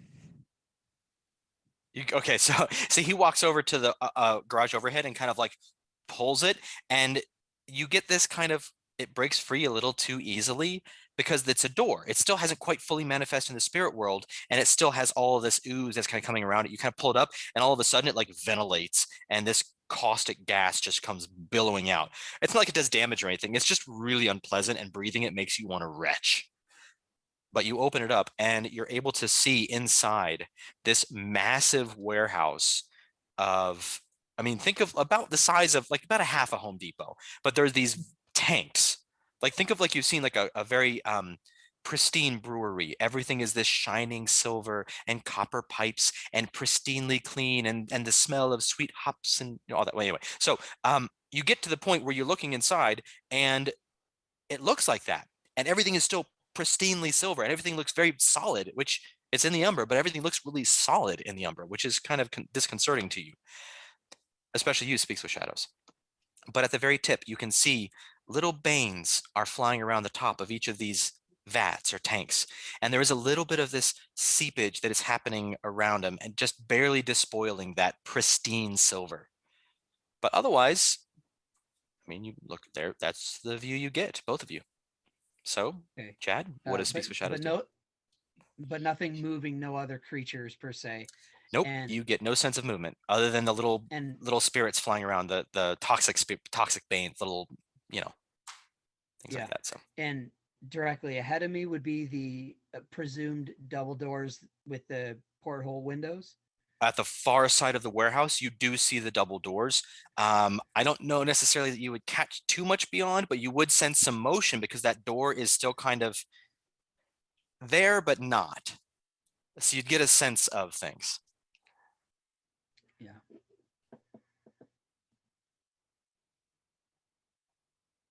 I think I'm going to try and creep forward through get as far as I can, creeping through the warehouse towards our buddies, keeping an eye out for anything else that might be problematic. Okay, so the question is, are you satisfied with your stealth roll, or are you second guessing yourself and you'd like to try harder? I don't think I could have rolled better than I did, so Okay. I'll leave that alone, presuming that I might be in trouble because somebody else rolled against me, but I couldn't have rolled higher. Well, with the storyteller system, that's one of the nice things is that you can kind of let the roll ride for the scene. But if a character doesn't know the opposition, you can kind of let them hang a little bit to see if they want to do something a little differently. If the moment they want to change things up, you can call for a new roll, or you can kind of play with that mechanic a little bit, depending upon the momentum of the story. So you're right, you rolled great, so I'm not worried about that. So you kind of sneak in and you kind of, dart in between. But now remember, speed of thought, you're moving very quickly and very quietly. So you get all the way almost across the entire warehouse pretty quick. And Overdraft is like, damn, he fast. And you just kind of get all the way through, and it's just quiet Thanks for too. the door. And so you look at the door and you can look through it, and you see snarls of fleas in the very center, kind of like kind of having this like left and right. And you kind of get the sense that Dirge and the three-piece suit wearing lawyer are engaged with something on either side of them. So Okay. essentially, you can kind of get that movement and action economy in the system, kind of similar to D&D, where you have a movement and an action and some free speech, and there's some similarities in that regard. So basically, you've moved. Okay. If you wanted to do something, So I still have an attack action. if you wanted to partake in one, yeah, because otherwise, the only thing that's around you right now are these nasty vats full of what looks to be the tainted pesticide or chemicals. All right. Okay. I don't see any reason why I wouldn't jump on Forearm Lady and bite her. Okay. So you dive in and leap at, okay. Not tonight, but look up an action called Leaping Rake at some point. It's delightful. All right. So you leap in and have, Okay. what are you like? Are you trying to bite? Are you trying to claw? What are you trying to do? mean, like she's like I'm trying to Goro with bite. forearms. Behind a bite. Yeah, Okay, great. In Hispo form, that looks like a better option, I think. Ooh, yeah. So bite damage gets additional +1. You're right. So your dexterity is I'm sorry, I'm looking at the wrong character sheet. There we go. Speaks, there you are. So it looks like it's going to be dexterity of 4, right? Plus your brawl of 1. That'll still give you 5 dice. All right. Okay. And this 1, do I add that? I add that. When do I add that? Okay, so it adds to your damage roll. So you have to hit first. So that's what the dex plus brawl is to hit. And the And difficulty what do I? on Go ahead. page 2 of your character sheet, on the bottom right-hand corner says brawling chart. The very first one says dex plus brawl, difficulty 5 for bite. And you'll do strength +2, actually, because you're in Hispo. So Dirge, Speaks with Shadows, is coming out of the shadows, literally leaping from almost Right, yeah, nowhere. You like didn't see him, and then all of a sudden he's like moving, lightning. There he is. All right. So if I rolled, just to understand the system, if I rolled a 4, there's nothing to add to that. That's a fail. That's correct. Yep. Okay, so I got 3 successes. Excellent. All right. So you chomp into this woman and you bite just straight. And I'll say with 4 successes, you end up right here on the collarbone, getting both neck, Okay. collar, shoulder, just getting it. Or 3 or 4. Okay. We're good. We're good. It's Okay. about the story. We're good. All right. So then you get to the point where you now need to roll damage, which now that you've bit, your strength in Hispo is 5, it looks like. So you'll roll 6 dice because of strength +1, and 7 because you're in Hispo. So roll 7 dice, difficulty 6, and tell me how many dice that are 6 or above.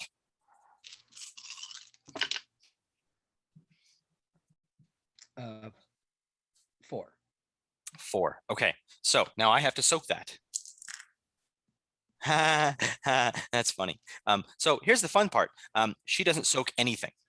So if you look on your character sheets on the first page at the very bottom right-hand side, you see your health levels. So she took that damage and she now has a minus to her die rolls, all die rolls. Doesn't matter what it is, she has a negative.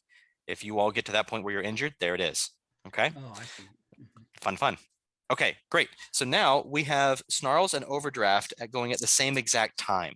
So let's go to Snarls since you're in the action, and Overdraft out. You be thinking about where you're gonna be going. I'm probably gonna growl something back to you like, I'll go high, you go low, and then I just like charge right in. And I got my new fancy sharpened claws here. Okay. So I wanna unleash an attack. Which And I one? think a claw attack, right? Yeah, sure. So which one? Which target? I would say. To the big guy that threw the table, definitely. Gotcha. Okay. So and he is looking like he's ready to take it. All right. Dexterity plus brawl, and the obviously dexterity of your current form, Krinos, and plus brawl is difficulty 6. 5 because you're sharpen my claws, right? Difficulty 5. So I have 5 successes here. Excrement. Okay, so you're going to roll. It is strength plus 3 damage, so that is 11 dice, please. Oh wow! Okay. Holy crap! Welcome to being the Arun. I only grabbed 10, so I need to roll again. And what am I trying to beat now? No ones. 6. Am I going for to beat 6 here? Yep, just 6. Oh, I did great. I have 1, 2, 3, 4, 5, 6, 7, 8 successes already. That's it. Yeah. Fair warning, Jeff almost always rolls well. He's like rolling. the antithesis of Will Wheaton. He's always rolling well. You are the balance to Will. Oh, Yeah. that's I'm gonna roll more D10s. These D10s are treating me well. Oh, Will Wheaton is a personal hero of mine. That's awesome. Okay. So here's what happens. You claw this guy and you burst through his armor, just shattering that chitinous outside plate, and it just opens up, and just gore and blood and viscera and ichor and nasty black caustic acid sprays all over both you and John. Your 3-piece suit has never looked worse. This is disappointing. but your hair is still standing. Okay, now, so here's the deal. You both have to soak acid damage, which is aggravated, unnatural kind of caustic damage. So I need you both in your, whatever your current form is, your stamina, I need you to roll your stamina and try to absorb 2 points. So I need 2 successes or more to soak it. Remembering the willpower mechanic, if you spend a willpower for success, if needed. Although I'm hoping that Jeff does not need to roll with a willpower point with his stamina. So Krinos I got is maybe 6. 5 I do for need to, I do need to use a willpower. See, I don't always roll well. Oh, there you go. Yeah. Stamina 5. And then Actually, also, I need to use, I rolled a 1, so I need to use 2 willpower. Can I do that? you may, there are some storytellers that will allow it and some that will not. I Okay. say spend it, but if you spend all your willpower at the end of the scene, you basically pass out from sheer exhaustion. Yeah. So Okay. you're basically, if you spent your last willpower, you're literally committed to the outcome of the fight, no matter Okay. what. It's very cool. Okay. It's kind of that, I need to yeah. spend 2. Okay, so you spend 2 and soak it. John, how's Fights with Words doing? I have 5 successes. Anders, you are rolling on fire. Well played. Okay, great. So the acid kind of like strikes you, and your suit has never looked worse, but your glistening, sweaty muscles are starting to show through your clothing. I mean, I figured in Krinos the Yeah. suit's probably destroyed by now. Oh yeah, no, but- it's totally garbage. I keep referring back to it just because it just makes me laugh. That it's like Yeah. they're like Hulk shorts right now because it's like Yeah. kind of just stringy on you in certain places. It's gone. I mean, it's gone. So. All right. Okay, great. So now Overdraft, it's going to be your turn, and Dirge, you're going to be on deck. So Overdraft, you are in the back, and you see Speaks with Shadows take off running, hauling ass, gets to the front, and leaps onto something that's next to Dirge, and you can't really see through the door. So because it's off scene to the right. Did these Banes seem to notice him at all? They do seem to kind of perk up and kind of concentrate above you right now. But they're not coming after you or anything like that. Okay. So even all so even through that commotion, no, look at me. Bingo. Is there a lab coat nearby on like a hook? Maybe somebody like took their lab coat off to load a truck or something like that? Perception plus alertness. Okay. My alertness sucks. Let's see. That's great. 3.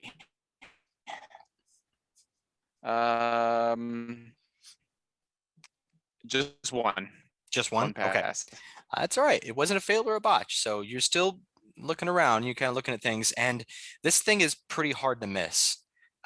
You see kind of in between, right? So you got these tank, and this like symmetrical array of tanks. And you kind of seeing through the gaps in the tanks, and you see what looks to be kind of a tall humanoid figure in the shadows getting larger and growing as you're seeing this. And you can see claws, and you see fangs, and you see wolfish features in the shadows in between the tanks.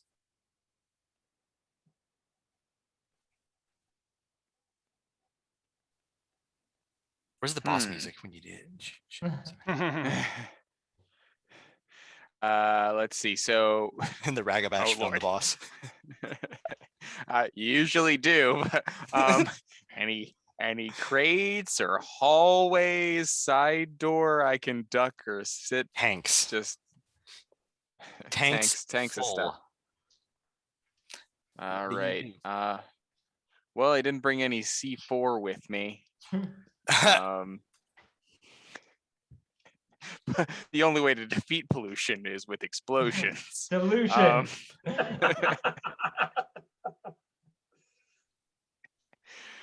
What do you feel like? So let's see.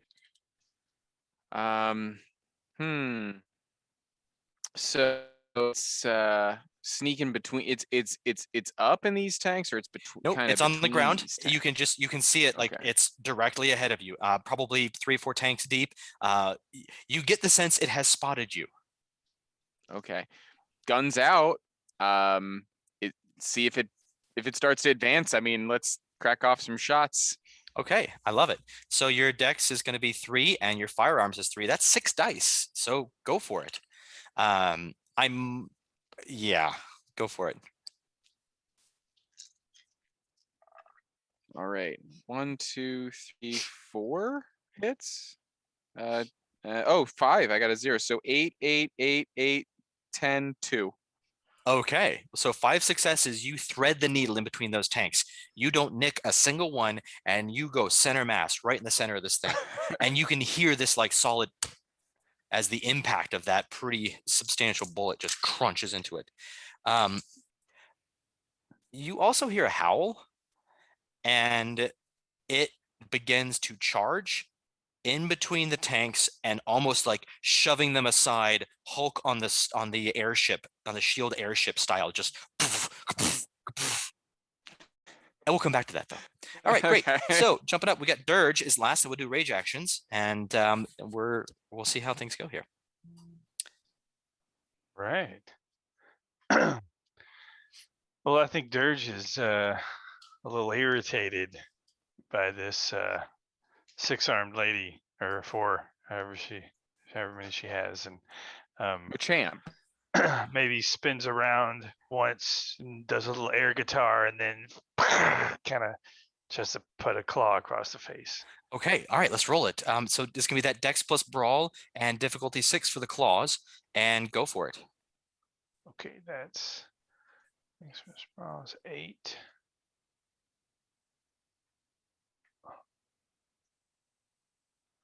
Um, 1, 8.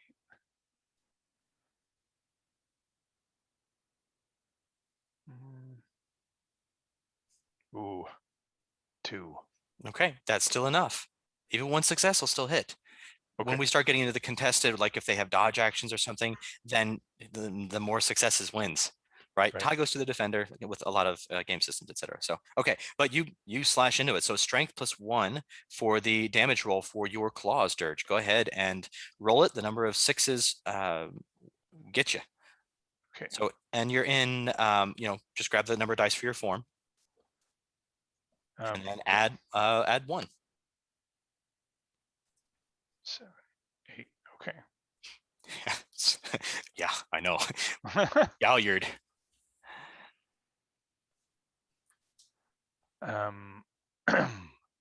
Okay.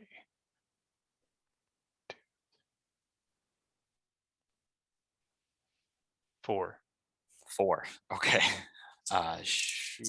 The nice thing about werewolves is that your claws do something called aggravated damage. Mhm. And it's very, very difficult for these kinds of things. They can only soak it with a supernatural ability. So same thing with like vampires. They can't soak it with traditional stamina. So I have almost no soak dice for you, and nothing.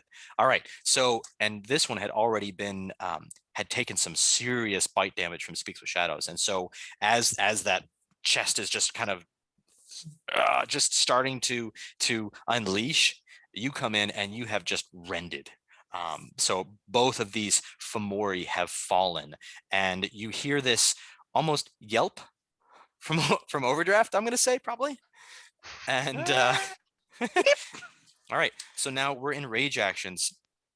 So those that have rage left, we have Dirge, Speaks with Shadows, and Snarls. So Speaks with Shadows, you were actually the first one of that group. So you have 2 rage, or 1 rage action to spend right now. You hear Overdraft in the warehouse side of things kind of yelping in Hamid. Uh-oh. I There you are. forgot I was muted. So yeah. Yeah, so I will, if I'm still in speedy form, I'll head back in. So I'll run in right back to where he was. Yeah. And you see, as described, this like Hulk smash werewolf, but you see it's just this jet black with white kind of shock through it and tons of scarring. And it's alive, very almost like very, very lithe and almost dexterous looking werewolf. It's not like a big crunchy looking thing like Snarls that Flees. It's much more live, and it's coming through and still just powering through this. So where are you at? I mean, you're fast, so you get there. Boom. What do you do? Yeah. And assume this is one of the fallen that I do with the worm, right? It'd be bitten. Yeah, so I'll do the same thing I did in the thing. Okay. If I can on my way in get it from behind, I will. Okay. Certainly you'd have it kind of from behind, and it may or may not know you're there, especially as quickly as you're moving. You, especially as the third, you would definitely have an idea that this is what was called a black spiral dancer. In other words, a worm-tainted, evil, ooky version of you. So go Do ahead, it. roll it. Fight the worm Okay, where it and lays, I- says the and- Philodox. Okay, and I have 6 dice. Am I?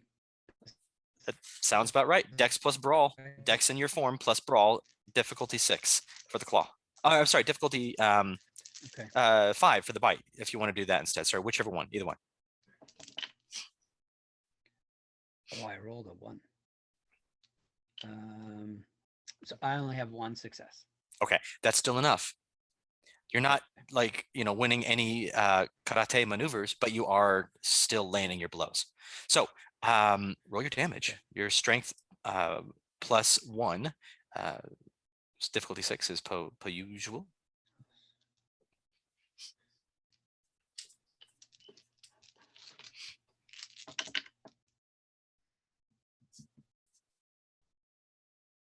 I really am not a fan of these ones. 3 successes. Okay, all right, so he has to soak 3 damage. Now, whoops, I needed more dice, sorry. Happens. Okay. Okay, I still only soak 1. Okay, so you come behind it and you tag it with 2 points of aggravated damage. And so there we go. All right, and as you're there, you kind of see almost like even in Krino's form. Now you've noticed this before, is that there are, some can wear armor or carry spears, and there are different things in werewolf form where it kind of, you can meld it into your body and kind of dedicate to your body by spending spiritual energy, so it shifts with you. Sorry, 3-piece suit next time. And then so you can see that this Krino's werewolf, this black spiral dancer, is wearing a belt, and hung on the belt appears to be what we can only describe as a dream catcher. Almost like this, I don't even know how else to describe it, but this beautiful craftsmanship. It looks like something that was out of a storybook, right? I mean, something that belongs in a museum almost. Da, da, da, da. All right, so Finish. couldn't help it. All right, now we're going to jump back around, and so with our next rage action, Snarls with Fleas, you had 2 rage actions, and then also Dirge, you had 2. So you are up next. You're hearing some commotion in the other room. Go ahead, Dirge. Again, you get 2 actions, so we just go twice, and then go twice. Keep it simple. This helps truncate things with a number of rolls. You just make all the rolls at once, and it kind of smooths things up a little bit. Who's going? Sorry. He's deferred to you, Dirge, so it's up to you. Well, I feel like Dirge turns and sees,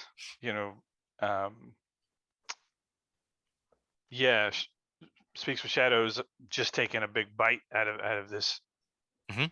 thing, and I think I'll do the same. Can I make it over there? Yeah, it's not terribly far, Okay. and I mean, let's be honest, you're I'm fast. quick. All of Yeah. you are, yeah. Right. So I make it over there. Take a bite. Okay. At the right. back. you roll twice now, because you take a bite, and then you can also, or you could bite and claw. You kind of combo things up a little bit with your rage actions here. There are more mechanics for more complex maneuvers later, but what do you want to do? You got 2 rage actions to spend. Snarls, you'll have the same. Yeah, bite and claw. That Let's sounds do it. good. All Yeah. right, roll and give me the number of successes for the hit for the bite, and then give me the number of successes for the claw. Okay.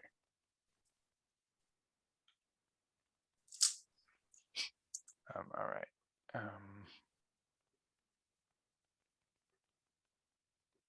2 successes for the bite. Okay, that will hit. So you're going to roll damage in just a second, but go ahead and roll for the second attack.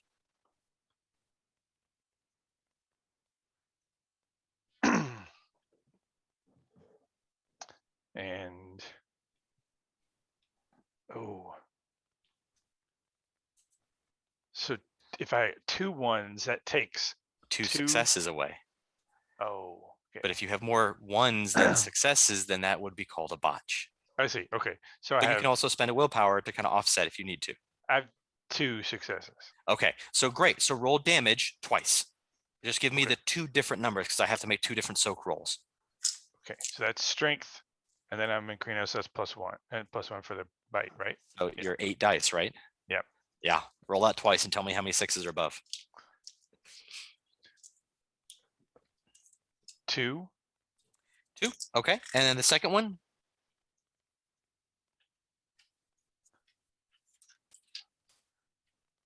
3.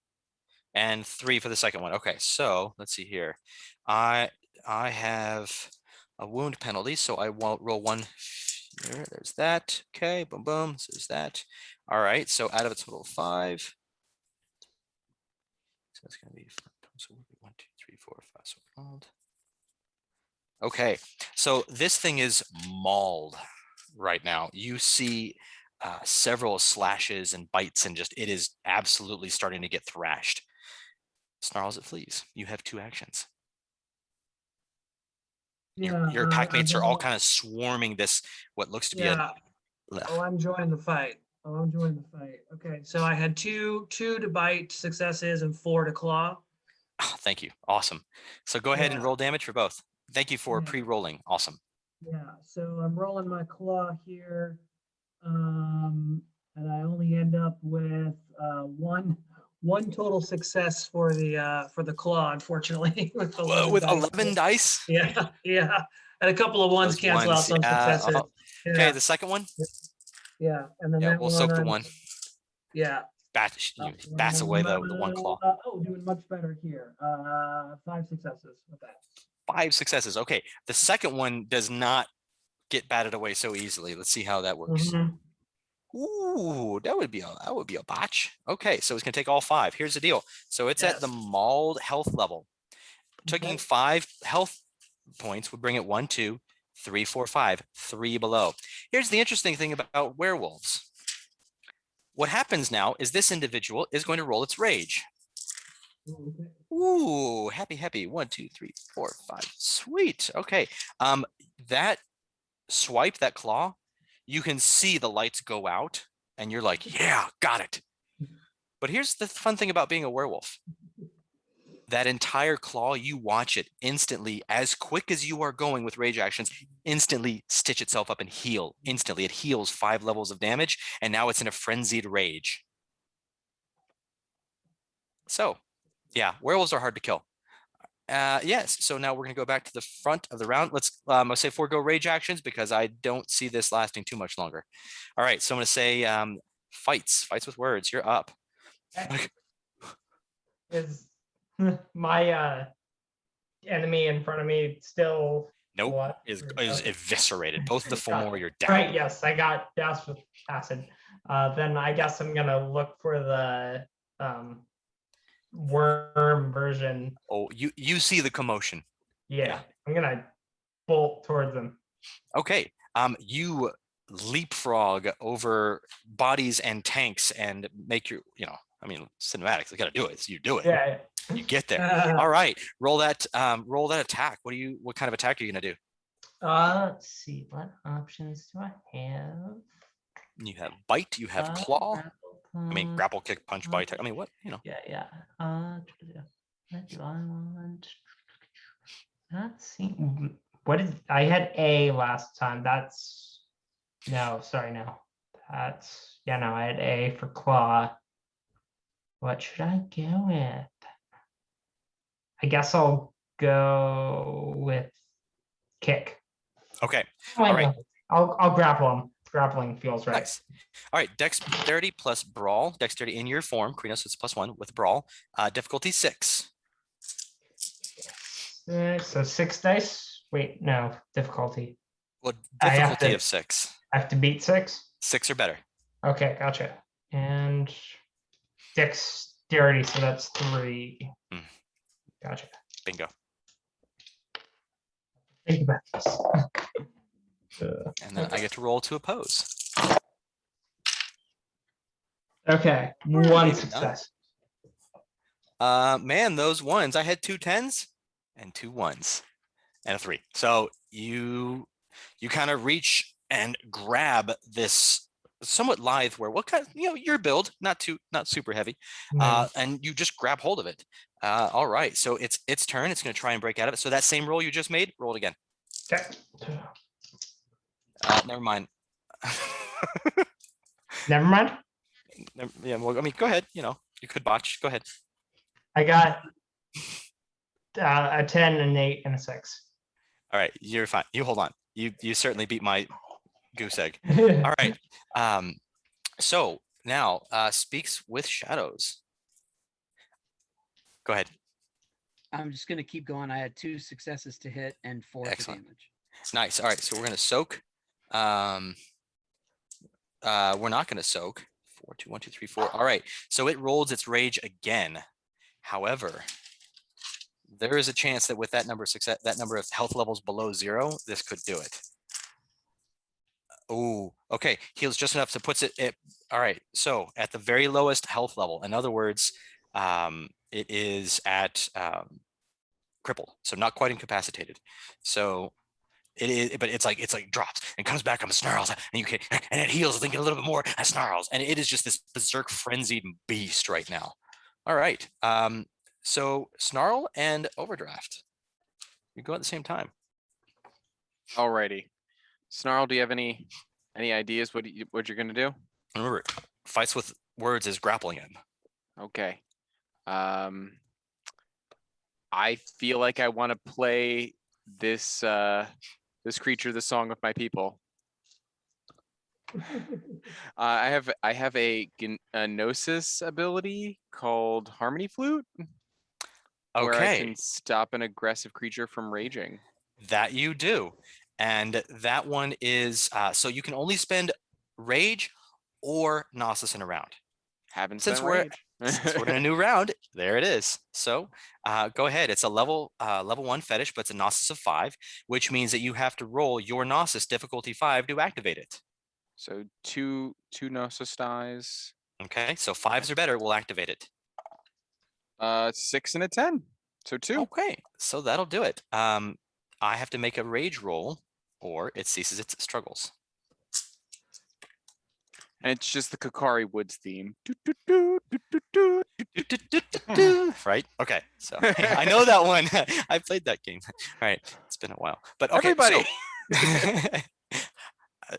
So it comes out of this frenzied rage, but because it's crippled, it's kind of like has this it's not quite able to stand on one foot. It's kind of coming down at this point.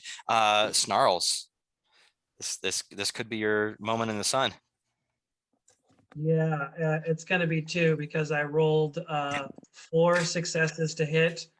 And then for my damage, I rolled 9 successes.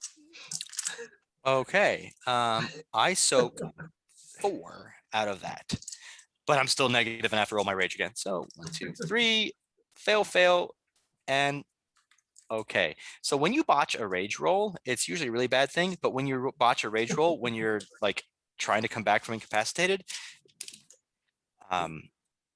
the form goes limp, and you know that when you die, you revert to your breed form, either Homid or Lupus, right? So human or wolf. This thing does not revert, which means its breed form was a metis to begin with. And speaks with shadows. You do look down, and it's sort of, you can see peeking out from under its back. You see that little bit of feathery piece in the back that you were looking at earlier. Yeah. Well, I guess I should probably change forms because as a Hispo, I don't think I can pick that up, right? Sure, you could use your mouth. Okay. So Pick it I up. kind of give that thing a tug and see if we can pull it out of there. Okay. All right. You are able to paw it out of there. Go ahead and make a wits plus in occult roll. That's going to be 8 dice. Div 6. Yeah. Welcome to being a thurge. each person or each character has their own sort of real role or strength, and some overlap, but yeah. Four successes. 4. Difficulty 6. Yeah. right? Okay. Okay. So with 4 successes, this is a fetish. In fact, you're kind of figuring out how to activate it. It is a level 4 fetish, just simply called the Bane Catcher. You're getting a sense of what it does as you're sort of getting a sense of it.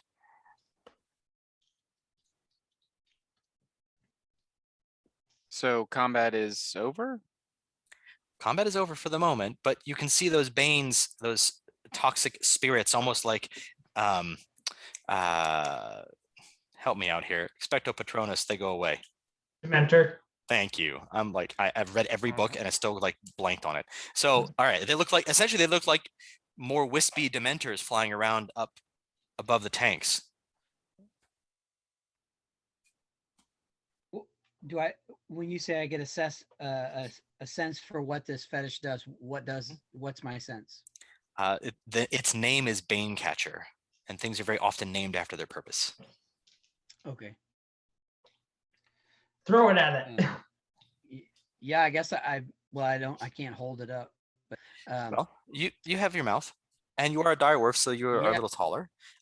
You know that in order to activate a fetish, you have to roll your gnosis, and the difficulty is essentially tied to the fetish itself. So the difficulty to access this thing is difficulty 7. So you'll need to roll 7s or better to activate it.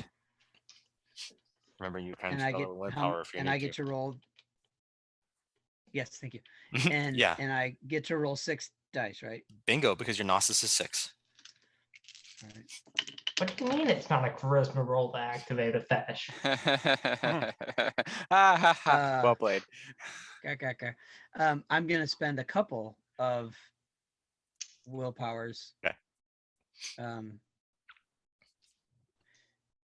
Because I think I only have 1 success. Okay. So I'll spend as many willpowers as I need to get it going. Okay. I'd like a more specific statement than that. How many would Well, you like to spend? I didn't want to belabor the issue. I couldn't remember how many successes I needed. I didn't tell you how many you needed. I told you the difficulty. Oh, right. So I'll spend 5.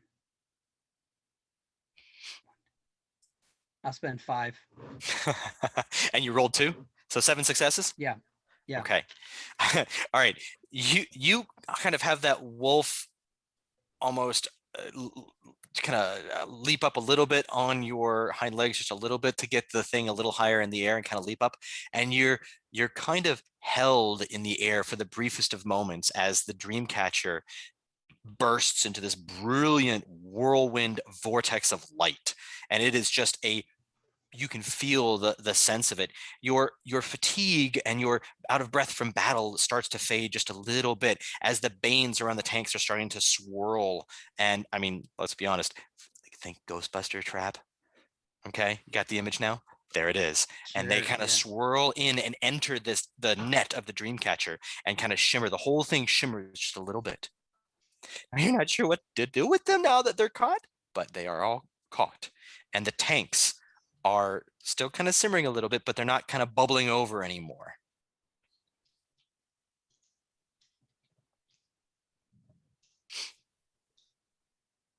My sweats in my hoodie. And does this mean we're done? Does this mean we did it, guys? I think we did it.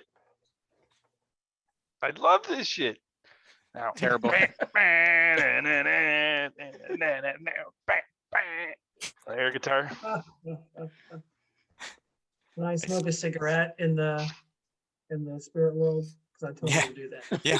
And you would kind of create, like, you've got like fire spirits and smoke spirits that might be kind of attracted to your cigarette and have kind of like flitting around like, oh, what do you have? Because tobacco is one of the offerings to appease a spirit if you want it to do something for you. Okay. All right. So in the interest of time, we're going to go ahead and say, yes, you have completed the task that was set before you by the master of the challenge. And so you are able to make your way back to the forest, and you make your way back to that moon bridge, which opens up for you as you return. And True Silverheels is sitting by the fire, kind of crouched down, and sees you coming out of the moon bridge in the Umbra. And you can see he's kind of warming his hands over those little dancing elementals. And he kind of doesn't bother to turn around, and you can kind of see his face, just a tiny bit of his profile, and a smile. And he just simply says, "Welcome to the Sept of the Green, Kliath. You are now rank 1 Guru, and you have been brought into the rite of passage and earned a place at your tribe's membership, and you are now an official Guru of the Sept of the Green, and could choose to continue the story from here on your own, or explore other stories in the city of New York, or in the wilderness beyond." Awesome. Awesome. Well, Thanks, together, I Jeremiah. assume. Well, what was that, Jeff? We'll howl together, I assume. Oh, in yeah. victory. Oh yeah, there is a Yeah. major celebration. Like blood drawn major celebration, like a mosh pit, like a good mosh pit, like Pantera used Sure, to have, sure. right? I mean, all right. Thanks, Jeremiah. Yeah, I'm happy to Yeah. stay on and answer any questions if you have, about the system, about the story, about the characters, or the setting, anything like that. I'm happy to stay on for a little while. I don't have to rush off, but certainly would respect those that need to as well. So You've had a long day. I appreciate everything you I'm did though. jazzed. You I'm did a jazzed. great session. Thank you. Yeah. It's really Thank fun. you. I enjoyed your explaining the system as well as like how to DM for other people. Thanks. I recognized that you all had like an hour to read the quick start and to choose a character. So I also appreciate, on the flip side, your willingness to kind of pivot and to grab a new set of rules and to jump right into it, literally head first, and allow me to harry you across the fire. Great. Yeah. See you guys next week. Again, Literally. thanks, Yeah. Jeremiah. I appreciate it. Yeah. Yep. Pleasure. See you Thank later, you. everyone. Very Mhm. much. Take care, Bye. y'all. Bye. Bye.